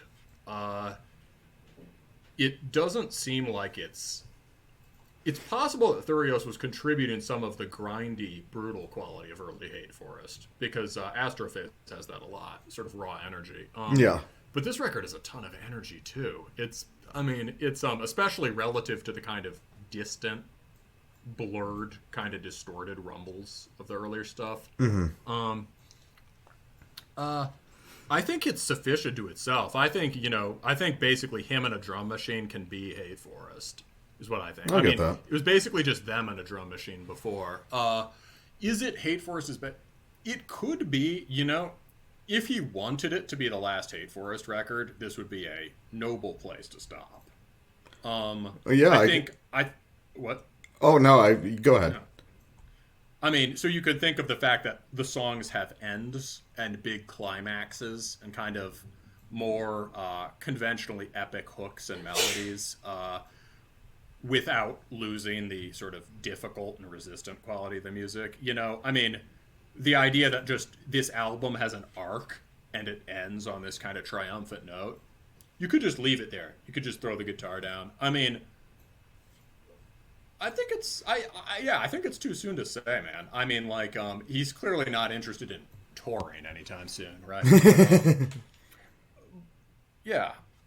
I mean, so I think, is there enough here to keep writing Hate Forest records? I'd say yeah, because he's just at least doubled the sonic space and created precedent for incorporating more stuff. And there's all that energy from the side projects feeding in. Like, I feel like he has energy under him, right? He was doing the side project stuff. Now this comes out. He's clearly interested in writing aggressive music again. Okay, well. Right. So that's my thought. That seems like a pretty fair note to end on. So, how would you say this? How would you say this stacks up in the discography? Where would you place this one? It's definitely better than Sorrows, better than Battlefields, because Battlefield's kind of a weird one. Like, I mean, I enjoy it, but it's kind of it's an experiment. You know, I don't know, man. This is some of my favorite Hate Forest songs on it. Those Who Worship the Sun is great. Anxiously They Sleep is phenomenal. And I think Shadowed by a Veil of Scythian Arrows is just gorgeous. Sort of is most sort of like, I don't even want to give too much away about it there, but there are these sort of,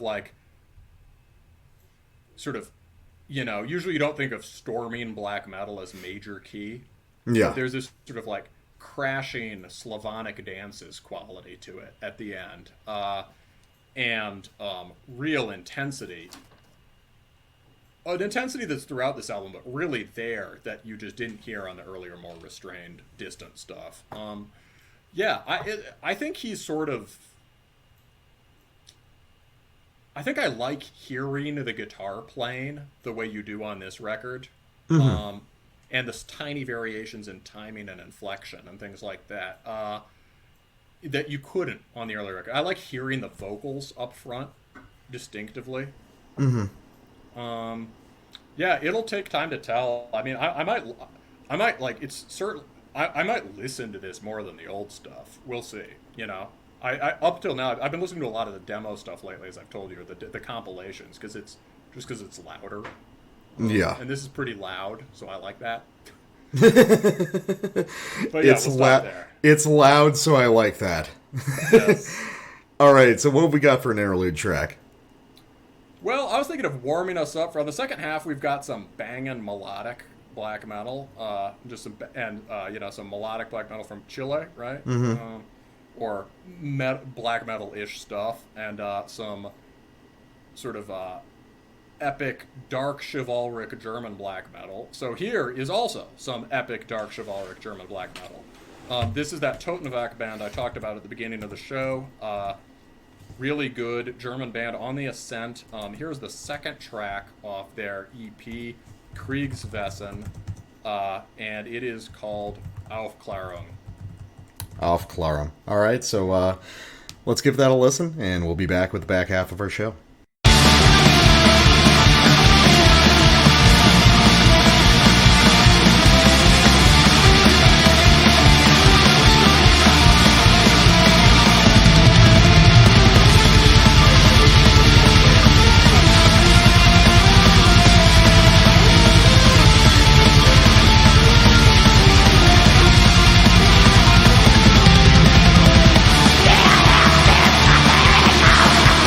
God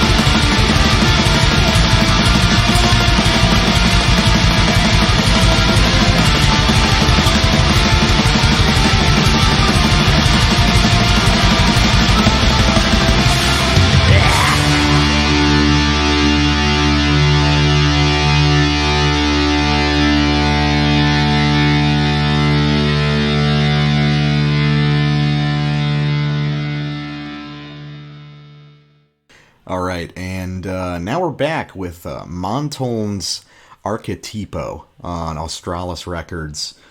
This was a completely random find for me, but I listened to the couple advanced tracks they had available, and just bought the album because you can't fucking find the tracks anywhere else. Mm-hmm. I did the same thing with the Contrastic, actually. It's just, it's no promo season for me, I guess.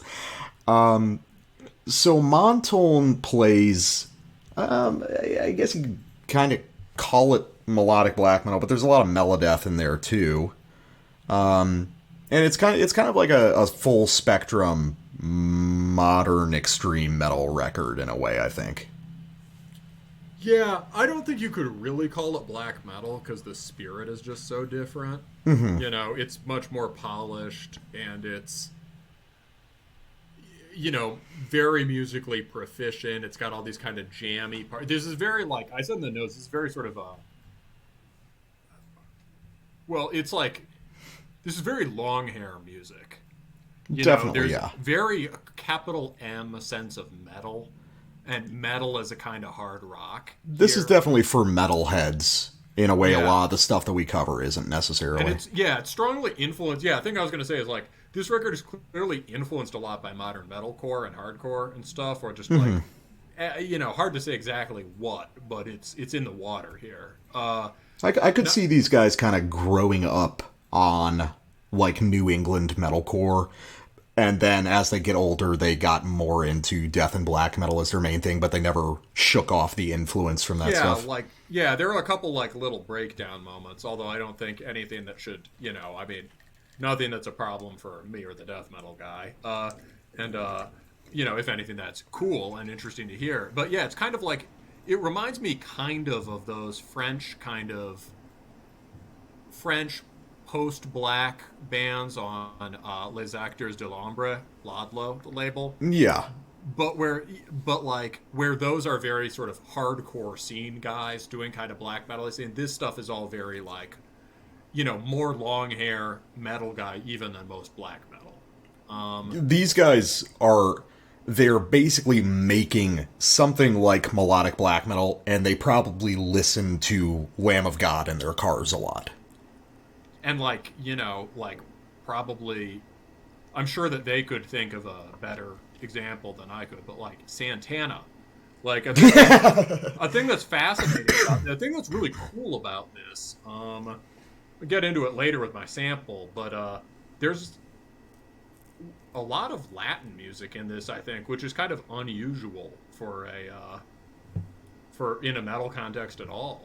Although it makes a lot of sense. Yeah, no, you're right about that. But to make it clear, that's not taking the form of, oh, this is the ostentatious salsa rhythm or something. It's buried in the fabric of the way they construct melodies and stuff like that.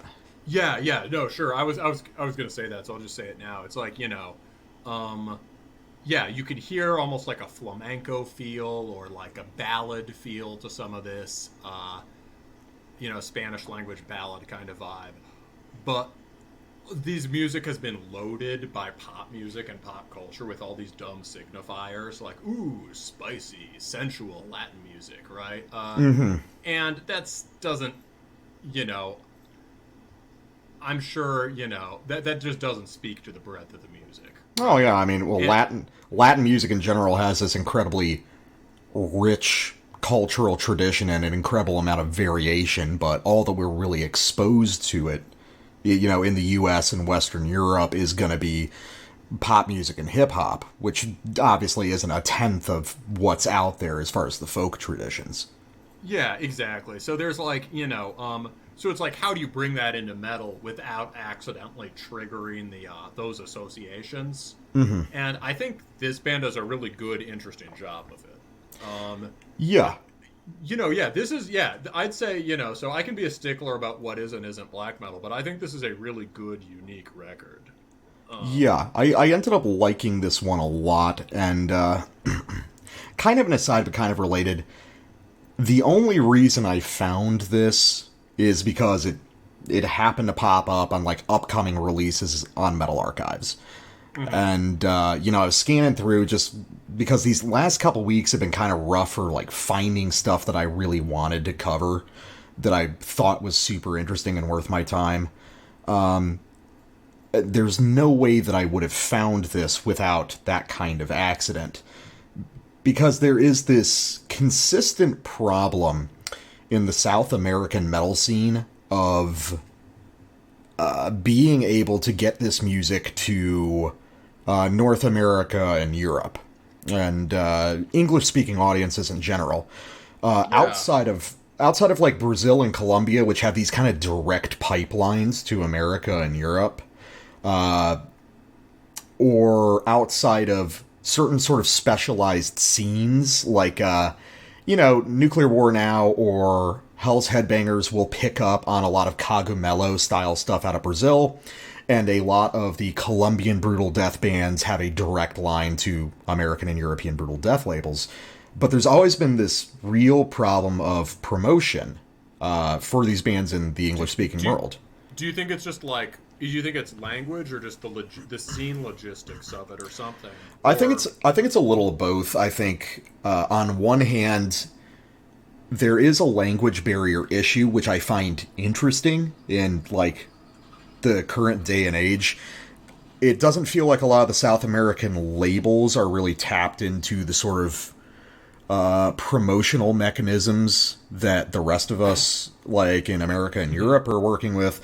And it's also, there's an intense regionality to a lot of the South American stuff where, like I was saying, I think at the beginning of the show, there's these bands in South America who have long and storied careers, who have tons of albums behind them, who make really good music, but basically are completely unheard of outside of South America. Like, an example of that, although some people have heard of it just because they've been around so long and done so much, would be something like Volcano. Or, Mystifier is only now being started to be known, right? They're getting their big repress. Mm-hmm. Right? Yeah, Mystifier was only known among, like, really cult black metal people. I'm a huge Mystifier fan, but even Mystifier fell into that trap because their first few albums had pretty good distribution, but then I think it was their fourth record, Profanus, ended up being released on a regional Brazilian label, and that record was almost impossible to find in the States and Europe until like 10 years later. And they only got as far as they did in terms of that because they get associated with the Cogumelo scene, right? Exactly. Yeah, there's always been this problem. Mexican stuff we're fairly aware of, right? And does get up here. Yeah, because that can cross the border and they can play shows in Texas easily. Yeah. And they're just cultural ties to people across the border in Texas and California. But yeah, no, it is interesting. Part of it I think probably also relates to American mentality. Like the idea that, like, I think Americans sometimes forget there's a massive sort of continent south of it. Yeah, there's a billion people down there. With a lot of countries that aren't, I think, there's also this idea in a reflex people can have, even without meaning to, that it's like, you think, okay, America, okay, Europe, East Asia, and then everything else is just kind of this vast thing called, like, the third world or something. Mm-hmm. It's like, South America has a lot of, big, prosperous countries with, like, cities and metal scenes and stuff. Yeah. And, like, there's just a whole bunch of shit there's a whole bunch of shit going on down there that never gets in our newspapers. Just definitely. In general. Like, well, I mean, it's like... it's part of this, like, in South America. It's part of this like long-running geopolitical question of is South America part of the West as we understand it, which is this like super loaded, weird question. But it's kind of a relevant question because it's never neatly fallen into a fully Western kind of culture. Nor is it associated, with what we call Eastern culture. It really is its own thing. It's definitely its own thing, and it's also in some ways, which make it, it's also got more direct connection to Euro culture in a lot of ways, which makes it prime territory for metal. Oh, definitely. And so, but there's also a funny flip side to this, which is there's a very funny interview with the guy from Ancient Gate. Yeah. Yeah, whose thing came out this summer, where on Hessian Firm, which is a great record that we reviewed very early in this show. He's Argentine, and he was talking about just how much he hates the Argentine metal scene. He just says it's very provincial and narrow, and everyone thinks anything that isn't like Metallica is lame.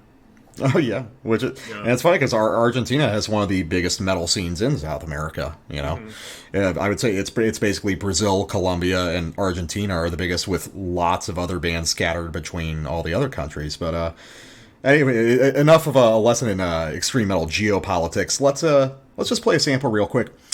This is one off a track called Weli Mitran Mapu.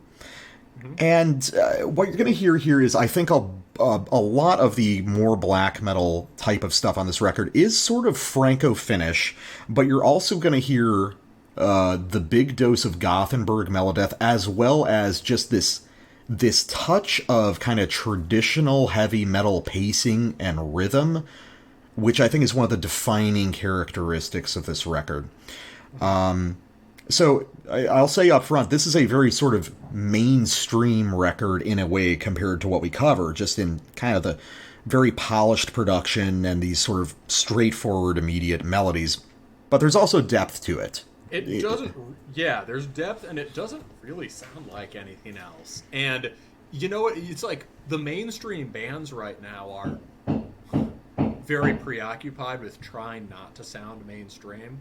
Yeah. Think about all those middle stream bands we talk about. Yeah. That are huge with the press, right? They've all got this kind of superficially underground metal aesthetic. This is very polished, but distinctive and idiosyncratic in a way that doesn't really have any of the... It's refreshingly divorced of sort of trendy signals. It's it's like these guys want to play extreme metal, but they also want to play for a lot of people, If mainstream metal were good, this is like if what were on Nuclear Blast was good. Exactly. So, and this is the sort of thing that should be on the big mainstream label. So let's try out Weli Mitran Mapu from about the middle of the track.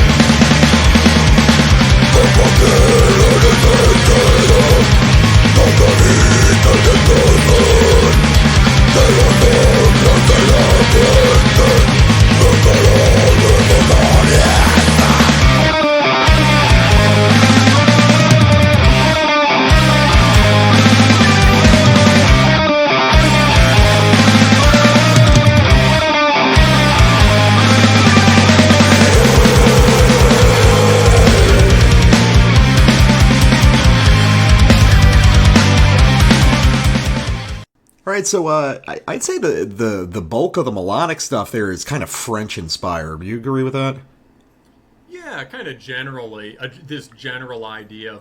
It doesn't really sound Finnish. It sounds French, and like it's been run through the filter of that kind of modern French hardcore influence stuff that's so big there. It's either. That's interesting, because I don't really pick up on like the hardcore feel to this stuff that you're talking about. It's in the polish and streamlining, not hardcore, not hardcore as in, Bastard and Distro, but hardcore. The French scene think of the polish of modern sounding French black metal as opposed to, mutilation or flat tepes or osculum infame. Yeah, I think I'm just so used to my version of French black metal. The thing I immediately associate with is that grimy, negged out, very scratchy stuff. Yeah, it's like the riffing is a little like the more sort of chivalric French black metal definitely stuff, yeah, but it's not as detailed and it's not as kind of medieval sounding.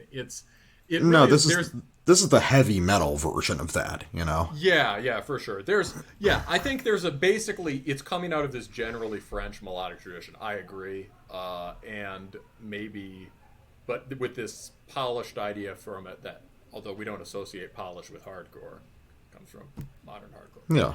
What I really want to draw attention to on that is like solid kind of bread and butter take on French melodic black metal riffing, but what gets it are the details, like the that little gallop, that little gallop variation on that main riff, which immediately changes the whole inflection of how you would perceive it. If it was just a straight blast under it, it would be pretty straightforward. But then you break into this little triplet kick drum shuffle, and oh wow, suddenly this French style black metal riff transforms into a hammer fall riff or something like that. Also, at the very end, when they do that nice little, again, that's a distinctly Latin-inspired part, that last fill that they were kind of working through as the sample ended. That's really interesting, and that points to what you were describing as these kinds of guys who perceive heavy metal or even extreme metal as a branch of rock music. Which is, there's a lot of people out there who see it that way, and that's something that we tend to skip over a little bit, but it can have great results if you have a real understanding of rock music, like these guys do, I think. Yeah, so I mean, I think another influence, I think I'm getting a sense of where the guitar style is. It's like this combination of what makes polished melodic black metal is a combination of the French stuff with Swedish 90s black metal stuff, right? Yeah. And so, especially with, obviously Sacramentum has been huge, but more than that, probably Nagelfar, Vitra, and Vinterland, who we love. On this sample, I think you can hear a bit of that.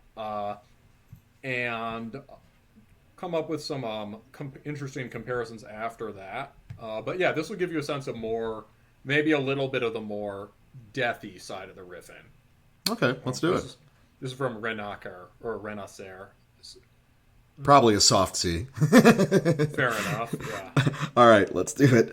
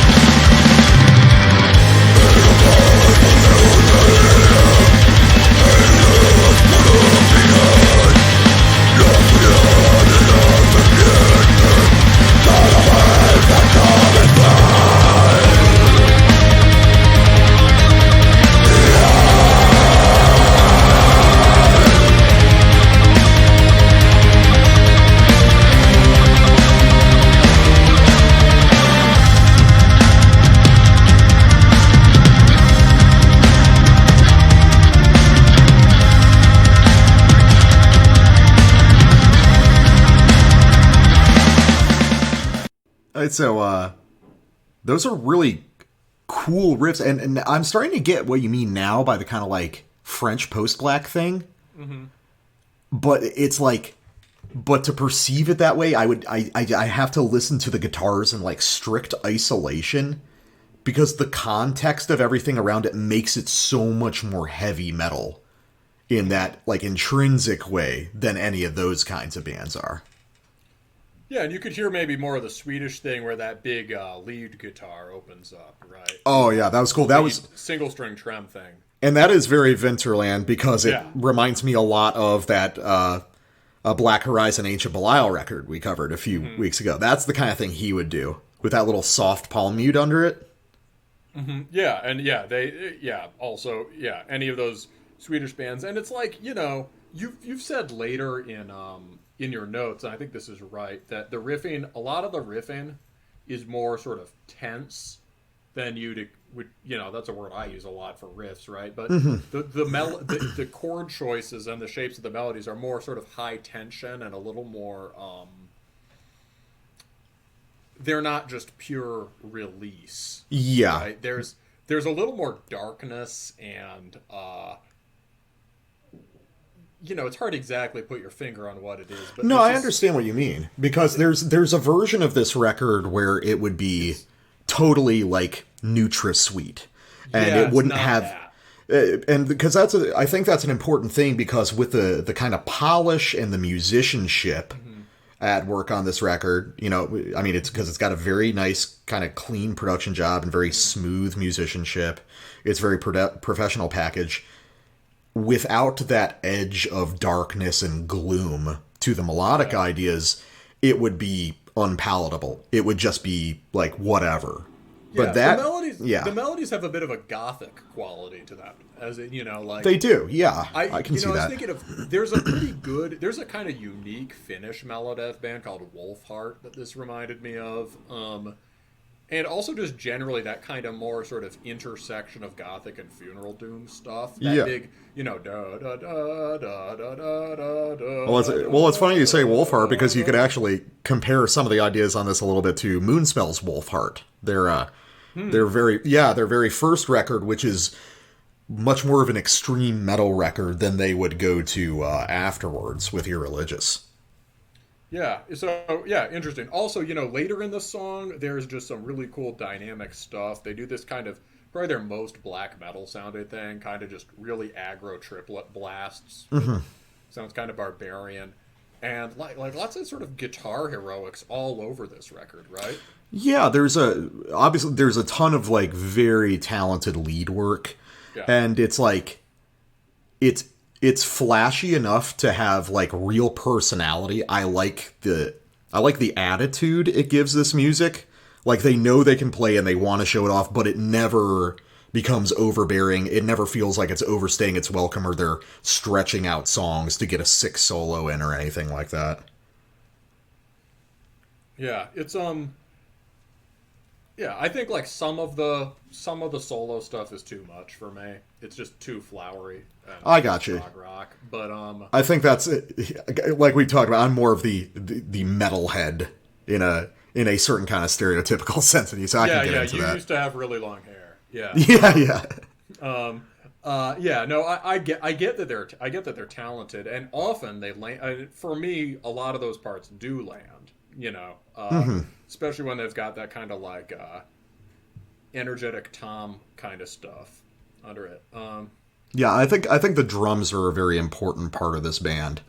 They have a way of augmenting what are fairly common kinds of European riff patterns and modulating them into a new context, which is really important, for any band, but especially when you're doing more polished stuff like this. So let me do my second sample. This is off the title track, Arquetipo. And this is just like a really good riff sequence. And again, we're going to see some of that tension, despite the fact that this is kind of poppy music in a sense. And then towards the end of the sample, we're going to have some of the proggy stuff. And I think it really lands here, and it doesn't for a lot of bands. So let's just listen to the opening of this track.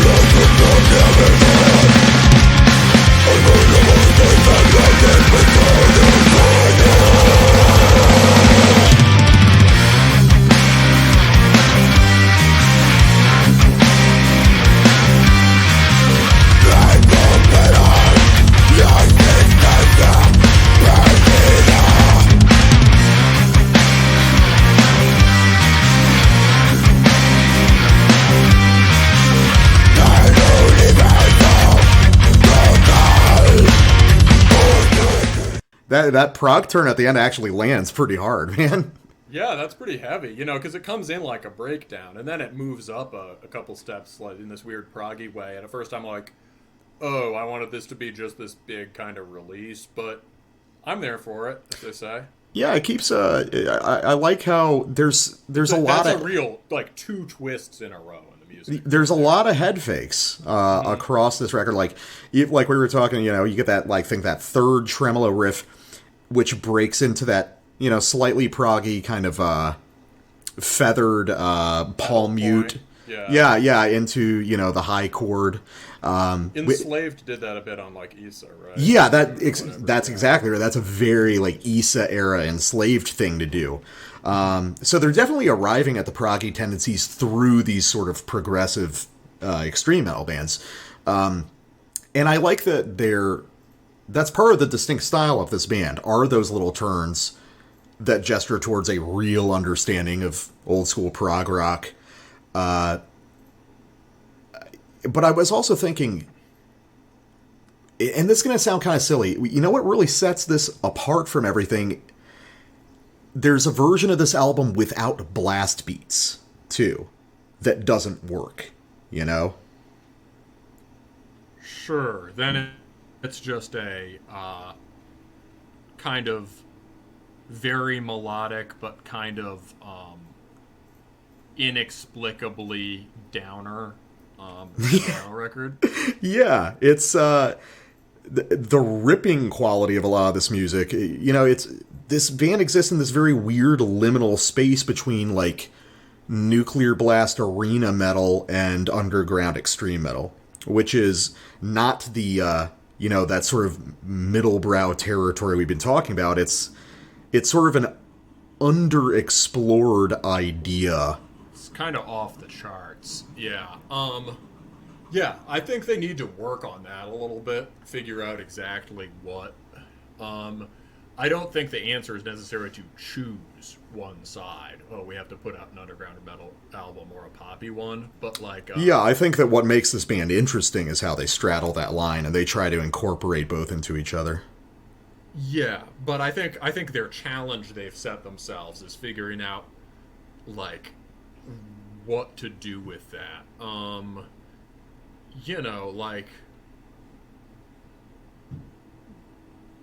Yeah, so, like, I mean, you could think of that just in terms of the production, even. So it's got, like, this is a very, for me at least, this is a very sterile production in the way that, like, a modern metalcore record is sterile. Yeah, I think it needs to be, I think it just needs to be hotter. I think it needs to be louder, and the guitar tone is very mid-heavy. I think it could use some more breadth. Yeah, it's kind of thin. Yeah, it's a little bit thin. But thin. Mm-hmm, yeah, definitely. Kind of glassy.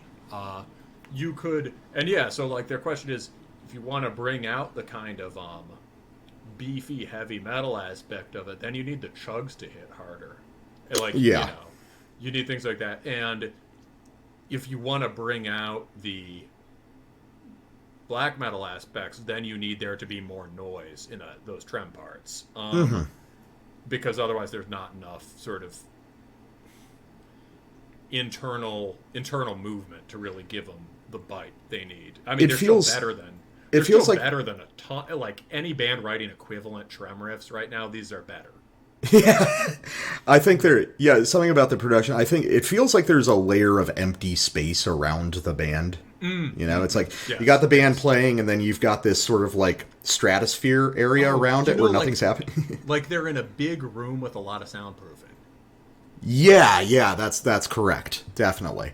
But I can also see, where it comes from. I mean, these guys, it's like this is good music, and we're good musicians. We want it to sound good, and they're just kind of going with like the best that they're able to get. Perhaps without a more detailed thought for atmosphere or what they want to convey with it, if that makes sense. Yeah, I think that's right. I think this band has all the things that are hard. Too many bands spend way too much time thinking about guitar tone and production. This band started at the opposite end. They came up with a bunch of like really interesting, detailed music. and are obviously ridiculously proficient musicians. Mm-hmm. And they did that, but there's something. It's like the songwriting is there, but the aesthetic hasn't gelled yet. It's the opposite problem of every other metal band in 2020. Exactly. Certainly the opposite problem of those middle brow bands. You know. Yeah. Yeah. So this band has to figure out like what exactly. I think that's it. It's very hard to put your finger on. It's like what exactly is the vibe. Yeah, I think that's one of the things that also intrigues me, though, is the fact that it doesn't seem completely quantified. Now, when it gels, it will be unique. You know, yeah, or it should be. I think part of it is just a little bit of a lack of context on our part, because from what I can tell, these guys are sort of focused on sort of like ancient South American folklore and history. So I think that maybe with a little bit more musical background, like if I was able to tug on the threads of the sort of distinctly Latin parts of this, it might gel a little bit better for me. So, yeah. But if you want it to sound folkloric, you make it raw, or make it more like a black metal record. You know. Yeah. Well, anyway, what have you got for a last sample? All right. So, so this is just a really good place where the Latin stuff comes to the fore. Okay. And, you know, maybe that is one of the distinctive things this band is doing and helps define it. And you'll hear how, we mentioned it up front, that Latin music gets associated with a bunch of things that are not very metal, especially in American culture. But, like, you'll hear how they've linked that sense of melody up very closely to that sort of melancholy Swedish riffing style. Mm-hmm. And together it sounds very metal in a very intuitive way. And also there's some really nice cleans, I think, at some point in the song. I think the clean vocals are good for this band. Yeah, they're pretty infrequent. There's only a few moments on the record where they really come out. I think they're prominent on Existencia, and there might be a few more on here. But yeah. So let's go to, about 2 minutes into Umbral. All right, let's do it.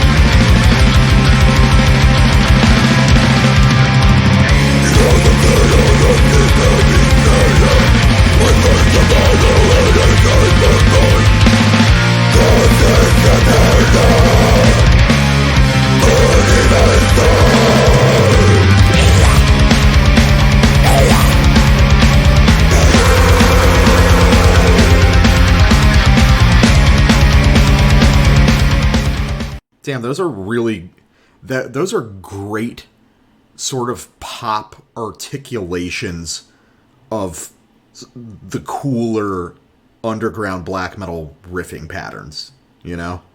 Yeah, I mean, that's a great... They use kind of a theme. One reason I chose this is that I feel like the melodies in this song are kind of like... sort of seem like melodies that are hinted at a lot in the earlier stuff. Mm-hmm. That kind of like, da, da, da, da, da, Yeah, that like longing downward arc, which it's very gothic. It's like a fucking like a Bauhaus thing almost, you know? Yeah, kind of. I mean, and it's a very Swedish mid-90s, but then the rise that they start putting on the end of that, towards the last 40 seconds, like blah, blah, blah, starts to sound really flamenco, or like just, you know, I'm just using that word because that's a familiar, you know, familiar. No, it's got this like Spanish guitar, very high pitched kind of rising tension. I think a lot of that's derived from sort of like Italian folk stuff that kind of got imported to South America. It's nice. They're hybrid riffs that we haven't really seen before. And I like the sort of flourishes of, just like on the Hate Forest, I like the sort of flourishes of kind of high chording. Give it that. So yeah, cool. You know, and it's also, you know, when you think about like Spanish guitar stuff, like flamenco or whatever, that's like kind of like metal ideas, right? That's almost a cliche at this point, right? Yeah, but I mean, it's heavily tremolo based. You know, it's really fucking fast and intense. You know? Yeah. So in some sense, this is returning the music to one of its roots, I think. You know,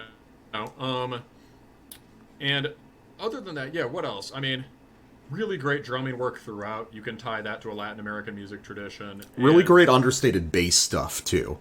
Yeah. There's a lot of kind of chilled out walking bass lines against some of the more intense riffs, which, you know, kind of, again, alters the mood a little bit. There's kind of there's a very relaxed quality to a lot of this, even at its most intense. You know, the funny thing about this is, like, I would like to live in the world where this is as big as Uwada. Oh, yeah. Right? Yeah, I mean, this is really good shit. Uwada seems to see itself as this kind of serious black metal band, and kind of accidentally ends up in this territory of like catchy heavy metal influenced extreme metal. I don't, you know, it's sort of, they're like these sort of infectiously catchy pop songs, and they're also kind of harmonically and structurally shallow. This has a lot more. This is both more quote unquote pop, right? More heavy metal. And I think it's got a lot more sort of depth and sincerity to it. Yeah, because these guys got here deliberately. This is what they actually want to make. Yeah, exactly. Uwada is all aesthetic, and where these guys are still working on the aesthetic, they've got the body of it. They've got the actual chops. Yeah. And you know these guys won't wear some stupid hood things. Yeah, and then pass out in the Mexican heat. Oh God!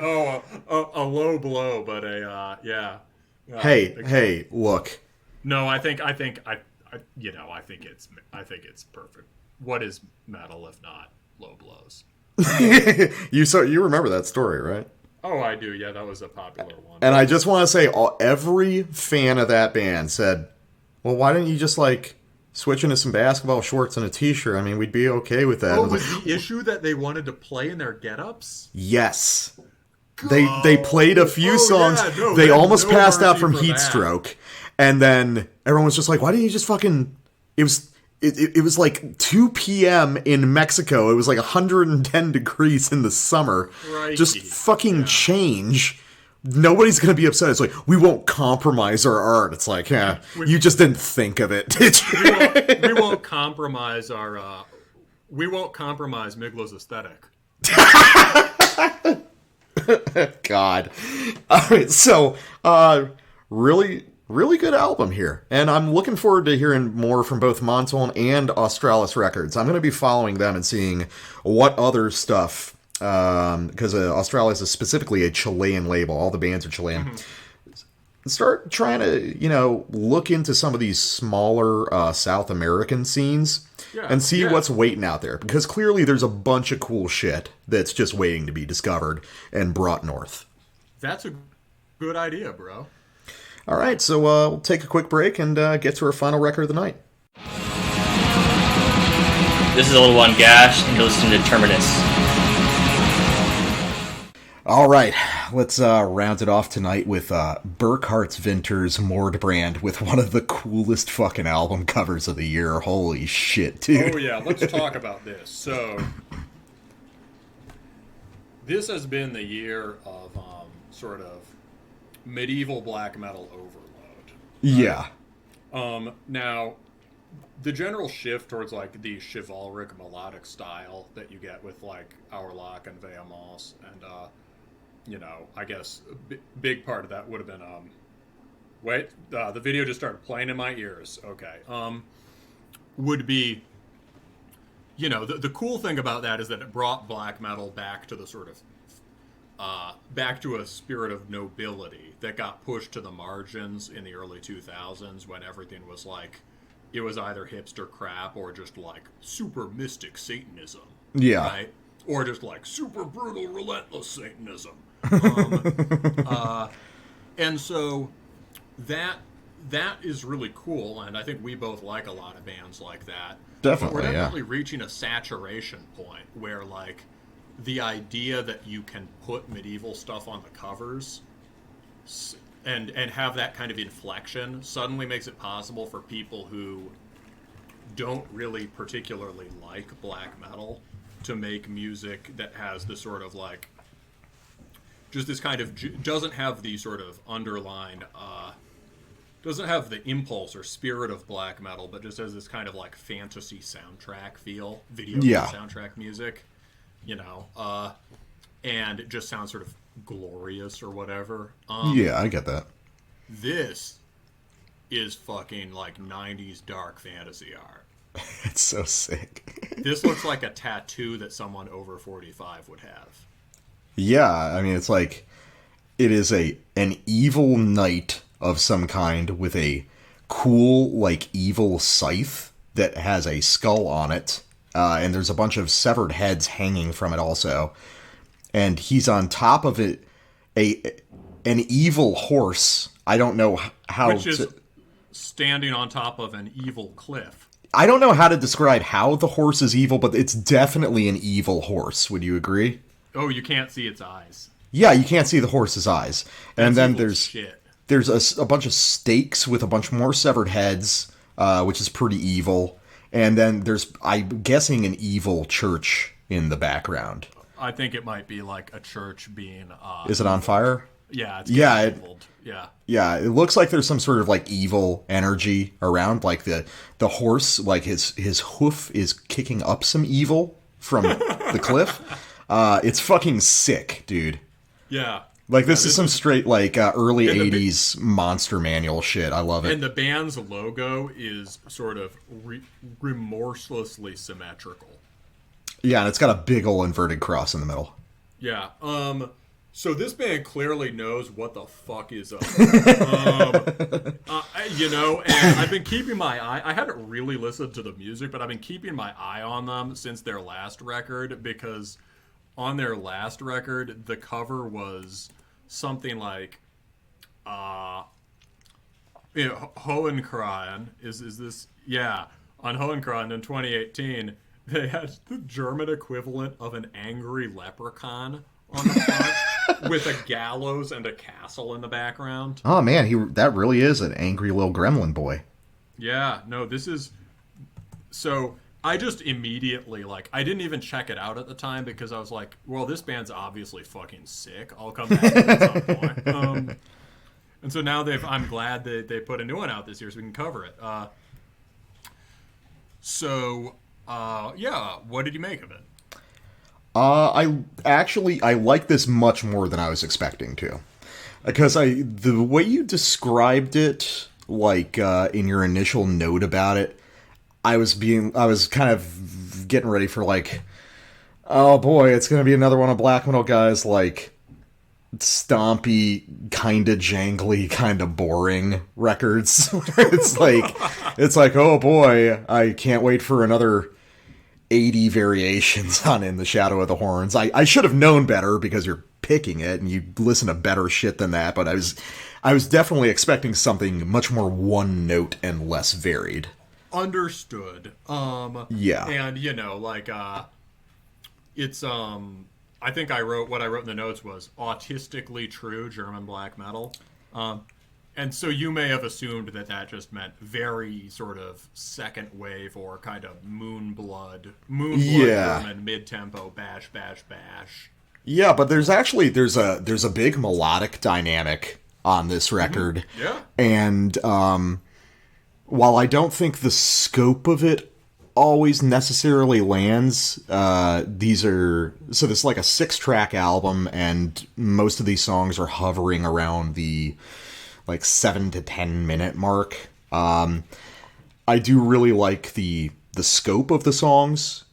Sometimes it's a little labored. There's going to be some riffs that don't stick, but it's an interesting case where it's very simple, kind of deliberately primitive music, but with this outsized artistic idea behind it. And that's a combination that I've always found very interesting. Very limited kind of technical ability, limited production, but this vast sort of scope to what they're attempting. And yeah. Which I guess is kind of a German thing. Like old Abigor is a little bit like that. Like Orc Blood, although those guys were very talented musicians from the beginning. But it's like, we've got these very scratchy kind of tools to work with. How do we make something beyond that? Would be kind of like that?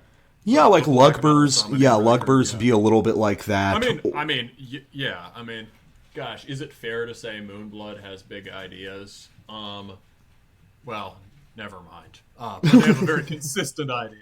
But I've always liked it when kind of primitive-ish black metal bands go for these very kind of outsized, ostentatious ideas. And I think these guys are secretly... I think they're secretly much smarter than they appear to be. Oh, absolutely. No, this is a great example of the stupid smart aesthetic. These guys have a T-shirt named after the German idealist philosopher Fichte. Okay, yeah. So they're definitely kind of playing characters on this album. In a sense, they're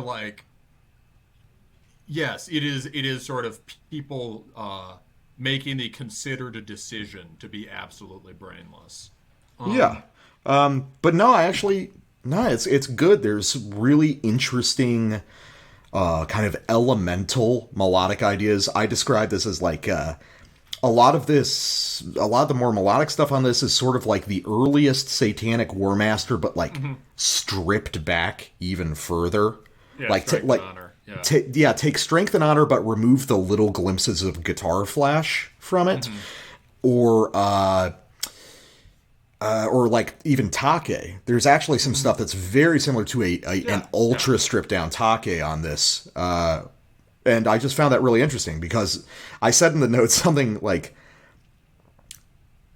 I can even appreciate the boring parts of this, so to speak, quote unquote boring, when we talk about these stompy second wave riffs, because the simplicity and the elemental quality of this music indicates this sort of bigger space around it.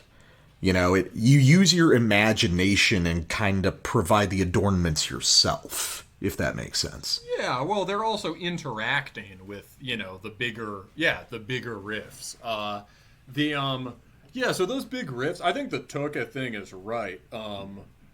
I think it's also, I'm sure these guys listen to those French bands also, the sort of nightly French black metal. And I think the influence of that, and especially also the Finns, has just become a core part of the German black metal repertoire over the last 5 years. Yeah. So that band we played for the Interlude, Totenwache, right, which, you'll go back and listen to later, right, because we took a break. Yeah. But it's, Totenwache is like this distillation of the most sort of feudal kind of Satanic War Master melodies. There's they did a split with a band called Mavarim that has kind of a lot of this epic stuff. It's also bands like, whenever I try to think of an example of a not very interesting Sargeist clone, Sarkrista. By the way, I want to interrupt you because I don't know what you're talking about, because I feel like a few years ago you're the one that showed me Summoners of the Serpent's Wrath, and I really like that record. I think I might have said you would like this. Probably, yeah. Summoners. That's a really good fucking album, man. I know that it's dumb, but dude. Yeah. Well, yeah.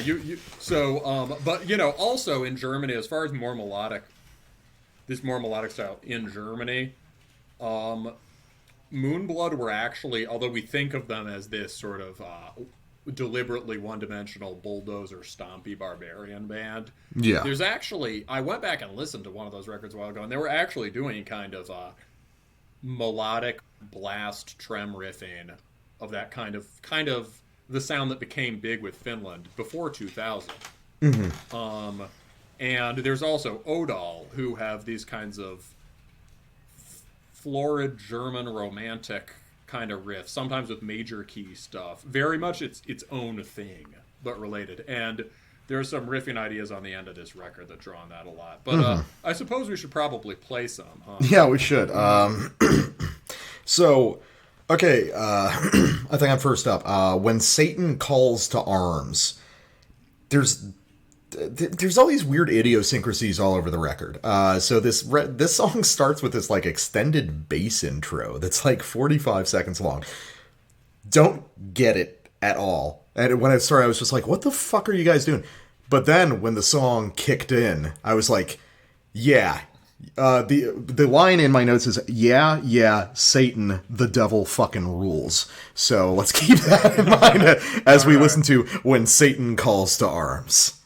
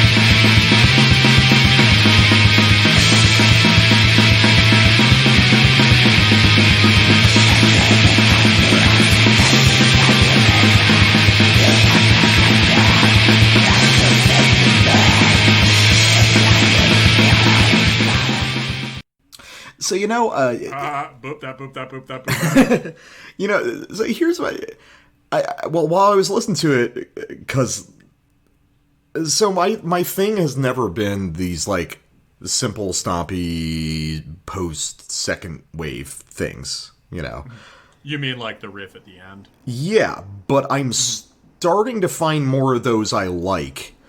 And I'm starting to think that it's not a matter of the riff itself, but purely the context that it's in. And I think, as we do the show longer and longer, it's not so much that I'm learning to appreciate that kind of riff more, but I'm starting to narrow things down to bands who know when to incorporate that riff, And it's like, I'm starting to appreciate this very subtle nuance of when it's going to be an interrupting Dark Throne riff or a cool, appropriate, sharp turn in a song to something a lot nastier and gnarlier. And that's one case where it works. I like all the boring riffs on this song. The simple, stompy ones. Yeah. Yeah, I think we've definitely heard some examples of it over this year when it doesn't work. I think also partly is just when we were coming up, bands that used that often. I think when we were younger, I was committed on principle to liking things like that. Sometimes when, the sort of punky, dissonant power chord kind of stuff. And, not all of it was good. And often there were bad bands that abused it horribly.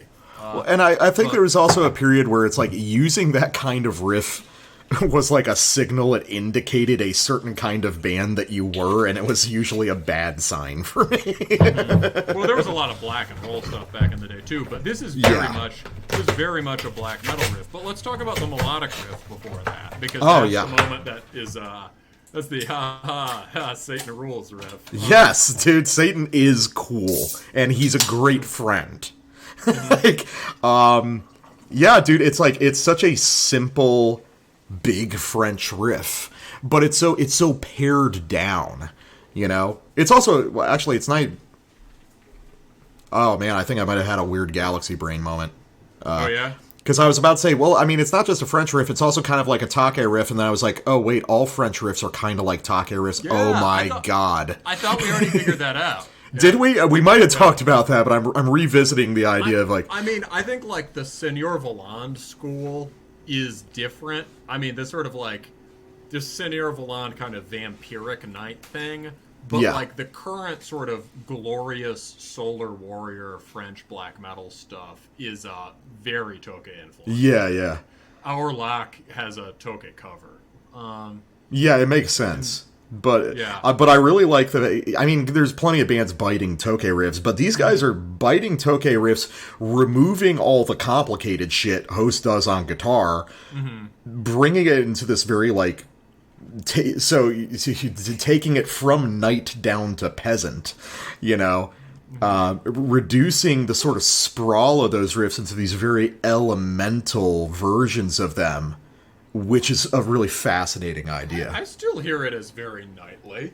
It's a very noble riff. It's aspirational. It's like a squire, you know? I don't know. I don't know, man. I think it's just simple in a way that's good. Like, it has, like... you know what it's like? It's like... A lot of the bands that work the French or Finnish style, they hear it as this, like, set riff form, and then they go sort of putting notes in that set riff form that are kind of like, okay, here are some eighth notes, okay, stretch it out a little longer, okay, turn the riff around. There's, like, a kind of gestural quality to this riff. Like, it kind of has this, you can hear that sort of, like, it has this rhythmic momentum to it. It feels almost singable. Oh, yeah, it's got a rolling folk quality to it, yeah. Yeah, and it's like, you know, Toke did that really well too, where his riffs just feel, it feels very folk, and it also feels less like a riff than a melody. Mm-hmm. That is, people can write these very folky or chivalric sounding black metal melodies in the manner of a thrash metal riff or whatever, and I think that's often how the lesser bands are constructing them. Mm-hmm. And you can do good things. You can still make them sound sick in that framework, right? If you're just writing them as riffs, but that really kind of sounds like a melody, and then it kind of, and you get the feel that this band could write more of those if they want to, but they just don't. Yeah. Well, I mean, to be fair, there's a lot of big stuff. Well, actually, no. I also just realized when we were talking about the Toke's French thing. I think it was Gorgoroth. I think it was actually all French stuff eventually leads back to Gorgoroth. I think they both might be true, though. So let's talk about Gorgoroth. There's a lot of Gorgoroth on this record. Yeah, Gorgoroth, a band near to both of our hearts. Definitely. So what I want to sample is from the end of the title track, Mordbrand, into Magdeburg. And what this really reminds me of is a lot of the parts of Gorgoroth songs people forget and are really important, which are the extremely ripping sort of basically hardcore and Hellhammer and speed metal influenced parts. And particularly this part just has the remorselessly brainless quality of Possessed by Satan. You know that one? We are possessed by Satan or whatever. This is so cool. I heard this and I just started moshing around my tiny apartment. So, all right.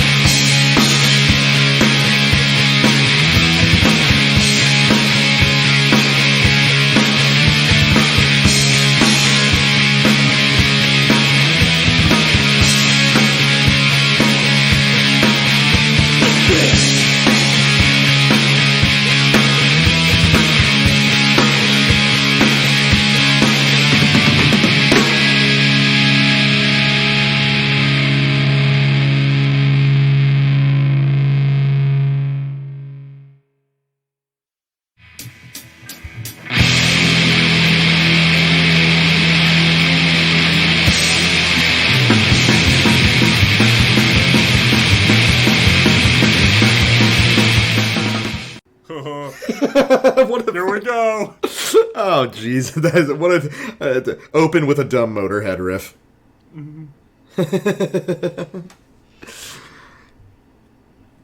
Oh, man, you're just a fucking rocker dude in a leather jacket at heart, aren't you? Well, I mean, I definitely, can't get rid of the. You could take the. I don't know what. Yeah, you can't get rid of the punk stuff for me. Yeah, I know what you mean. And that's something about what makes these guys do well on those thrashing power chord riffs is you get a sense that they know how that kind of riff comes from outside of metal proper, right? Oh, definitely. That's a rock and roll riff. Well, it's too dissonant. I mean, but I get what you mean. The sort of rhythm, the basic. There's a vibe to it. Da da da da. You could rewrite it as a sort of pentatonic garage rock thing for sure. But there's this sort of coming from hardcore and Celtic Frost and all that. But you get a sense they actually understand how to write a punk riff. Yeah. As where a lot of other bands think, oh, you just play a general outline of that riff, and we need that kind of thing here. Let's do the Shadow of the Horns riff here. Basically, yeah. Whereas this band, they don't necessarily stick a bunch of notes in them to make them catchy, but they know how to write them. So here's a good example of that. On the ripping punk beat part, right before that two-step strut hits at the end of the last song. Yeah. What I love is that you go into this sort of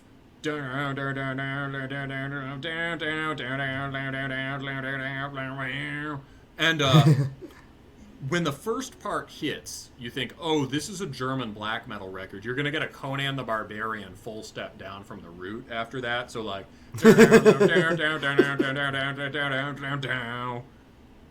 but instead they just bend it up in that little kind of second wavy or hellhammery way. And it gives it just enough sort of tension to spill it into the next thing. And then when that two-note descent hits, that kind of Dorian feel, the Conan the Barbarian riff, it feels really epic. Yeah, that's what I like about that riff. It's a hybrid riff. It has two feelings in it. It's sort of noble savage, Teutonic forest barbarian, and kind of, ripping satanic black metal. But you get both feelings.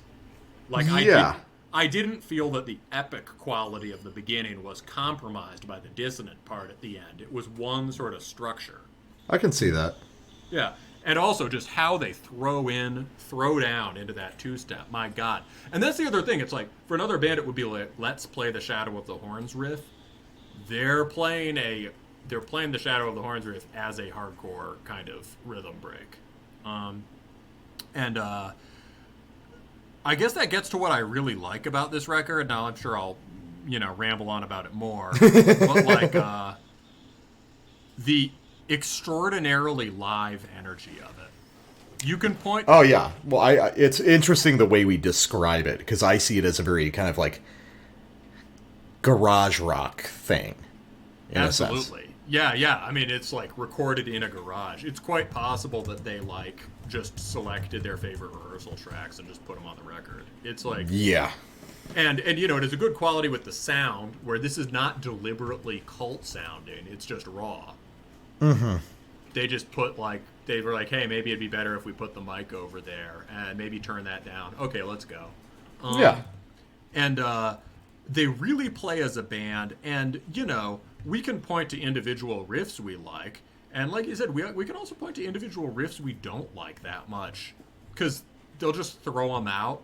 Some of them aren't. Some of the stomp riffs aren't as good. Some of the epic riffs to me lose some momentum in places, but it doesn't really matter. It all comes out in the wash. It's very more than the sum of its parts. Yeah, I was about to say, yeah. And the excitement is in hearing them play.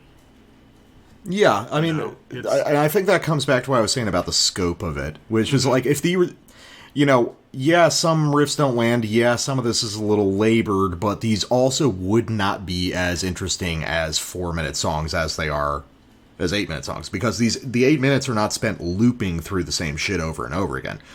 there's a lot of fucking riffs per song here. I get what you mean. Yeah, it's like at times they sound meandering, but not in the way that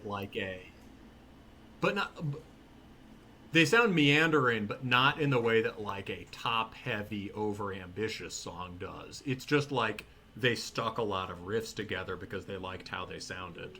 Yeah, it's like the song just kept going. I don't know what to tell you. Yeah.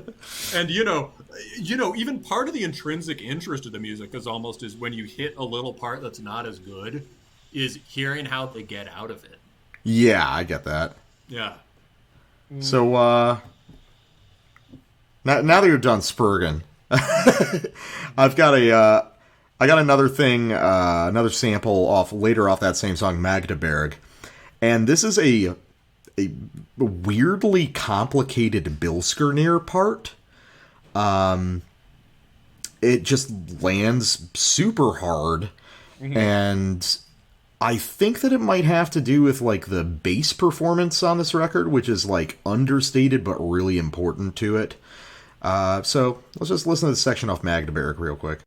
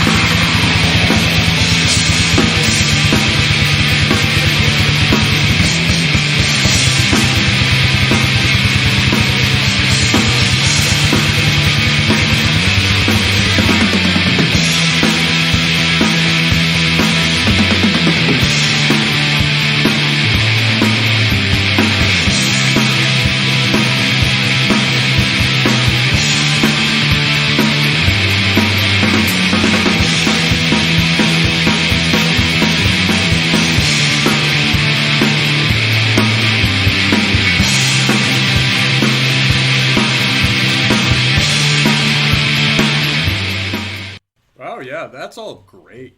Oh yeah, that's it's weirdly intricate. You know, they keep kind of modifying the rhythms, you know, doing these subtle kind of changes in the picking patterns and stuff like that.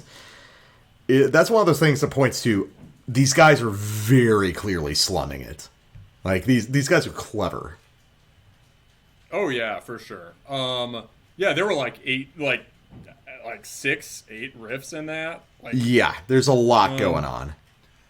And I definitely hear the Bilskirnir thing there. It's you know, yeah, probably, you know, you might expect that more in a medieval sounding German black metal band, but it's certainly here for sure. Yeah, definitely. Yeah, I hear it in the big mid-tempo power chord descent, and then you get that nice sort of glistening kind of emo guitar at the end. Oh yeah, you always got to have the Bilskirnir emo. They're really good at accelerating and decelerating. Yeah, they are. There's a really good grasp of their own internal momentum. Yeah, they listened to, you know, I think like me, these guys really like the parts where the Hellhammer records, like, obviously slow down. Yeah. They like that sharp deceleration. Yeah, which, you know, this band uses as a compositional method. There's, like, increases. It's not so much accidental slowdown as, like, gradual. Sometimes they'll do it over several reps of a riff or between two variations on one. You'll get, like, a gradual slowdown. And it's partly because they're drunk. Undoubtedly. Yeah, how drunk do you think this band was when they recorded this? God. On a scale of... They're probably still drunk. That's true, yeah. They probably didn't stop. Man, yeah, so here's another... Here's, a sample from With Torches They March to Zion, Knights of the Death Cult 2. Jesus what Christ. A title. And oddly, this track has some of the most sentimental stuff on it, but maybe that's after they've, After they're done marching. Yeah.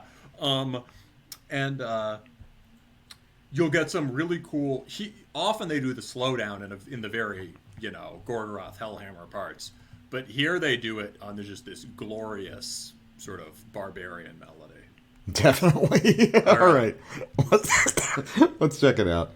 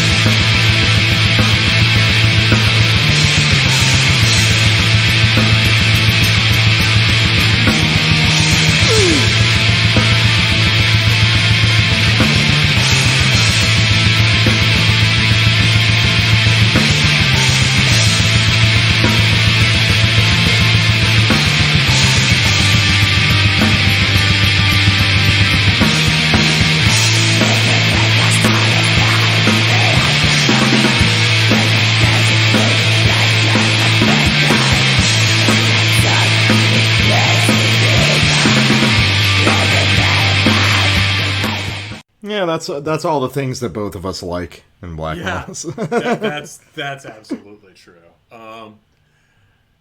Damn, yeah. Those blasts felt even faster than they are, right? Definitely. And when that first slowdown hits and you get that sort of fried feedback on the guitar, that's sick. And more, that's part of the live playing here, and more black metal bands should do that. That sounds perfectly natural there. Yeah. Yeah. No, I described it as a lot of this has a very kind of Judas Iscariot energy to me. The sort of off the cuff way the instruments are played. Obviously it's organized, it's in time, but it's got this tossed off improvisational feel, even though they're written songs. Yeah, I think that's right. I mean, part of the problem with some of the hyper melodic stuff lately is that it can feel a little bit like, even if the riff is good, you grab the riff and then you pull it over 4 next reps and then you go to the next one. Yeah. A little too sort of polished for its own good. At the last Totenwache record had some brilliant songs and some that were a little more even when the riffs were good, it was a little 4 of this, 8 of that, a little too professional. Yeah, this feels more immediate. Oh, yeah. This is this is so much about the joy of playing music. Which is, it was kind of like when we were talking up front about that Contrastic. It's kind of like that. Music is supposed to be played. We use that word for a reason, Oh, well, why don't we leave it there and say, I'll just say I will take this over the billion records that came out this year with green or red covers and like guys dressed up in vampire makeup in black and white in Xerox. Yeah, I'll take something that can still have fun with it. Yeah, we moved to knights because we knew that the cool people, there's nothing cool people hate as much as knights. And then, you can turn anything into a superficial aesthetic. So I see your vampiric medieval black metal and raise you Skullman on a horse with his fucking, like, spiked scythe. That'll work. Bring back D&D. Yeah, for sure, but not like the hey, we're having a D&D night kind of D&D. No, the like getting drunk with your friends. Yeah, yeah, more like your parents are, parents are concerned about satanic activity because you're playing D&D. Absolutely, because the devil fucking rules. Yes, he does. All right. So, I got an outro track. Cool. All right. Yeah, so this is some weird old shit. This is from a band called Kerberos, which was a two-man project from the Netherlands in the late 90s and early 2000s. They never did a full-length record or anything, but I just remember hearing them a while back when I was a teenager, and really falling in love with these very stupid, kind of raucous, satanic black metal songs. Sounds good. So, this is going to be from basically a compilation of their early stuff called Plague Storm. And that's they did a sick title. Yeah, they did a few more tapes after this one, and actually there's a better version of the song that I'm gonna play on a later 7-inch, but it's like impossible to find. Like, this is pretty much the only Kerberos material I can find on YouTube apart from like a couple demos. But this is just a song called Impalement of the Messiah, and it's exactly as dumb as you think it is, and it fucking rules. Right. Time to impale. Yeah, let's get impaled. So thanks a lot for listening, guys, and we will see you next week with the best of the year. Take it easy. Good night.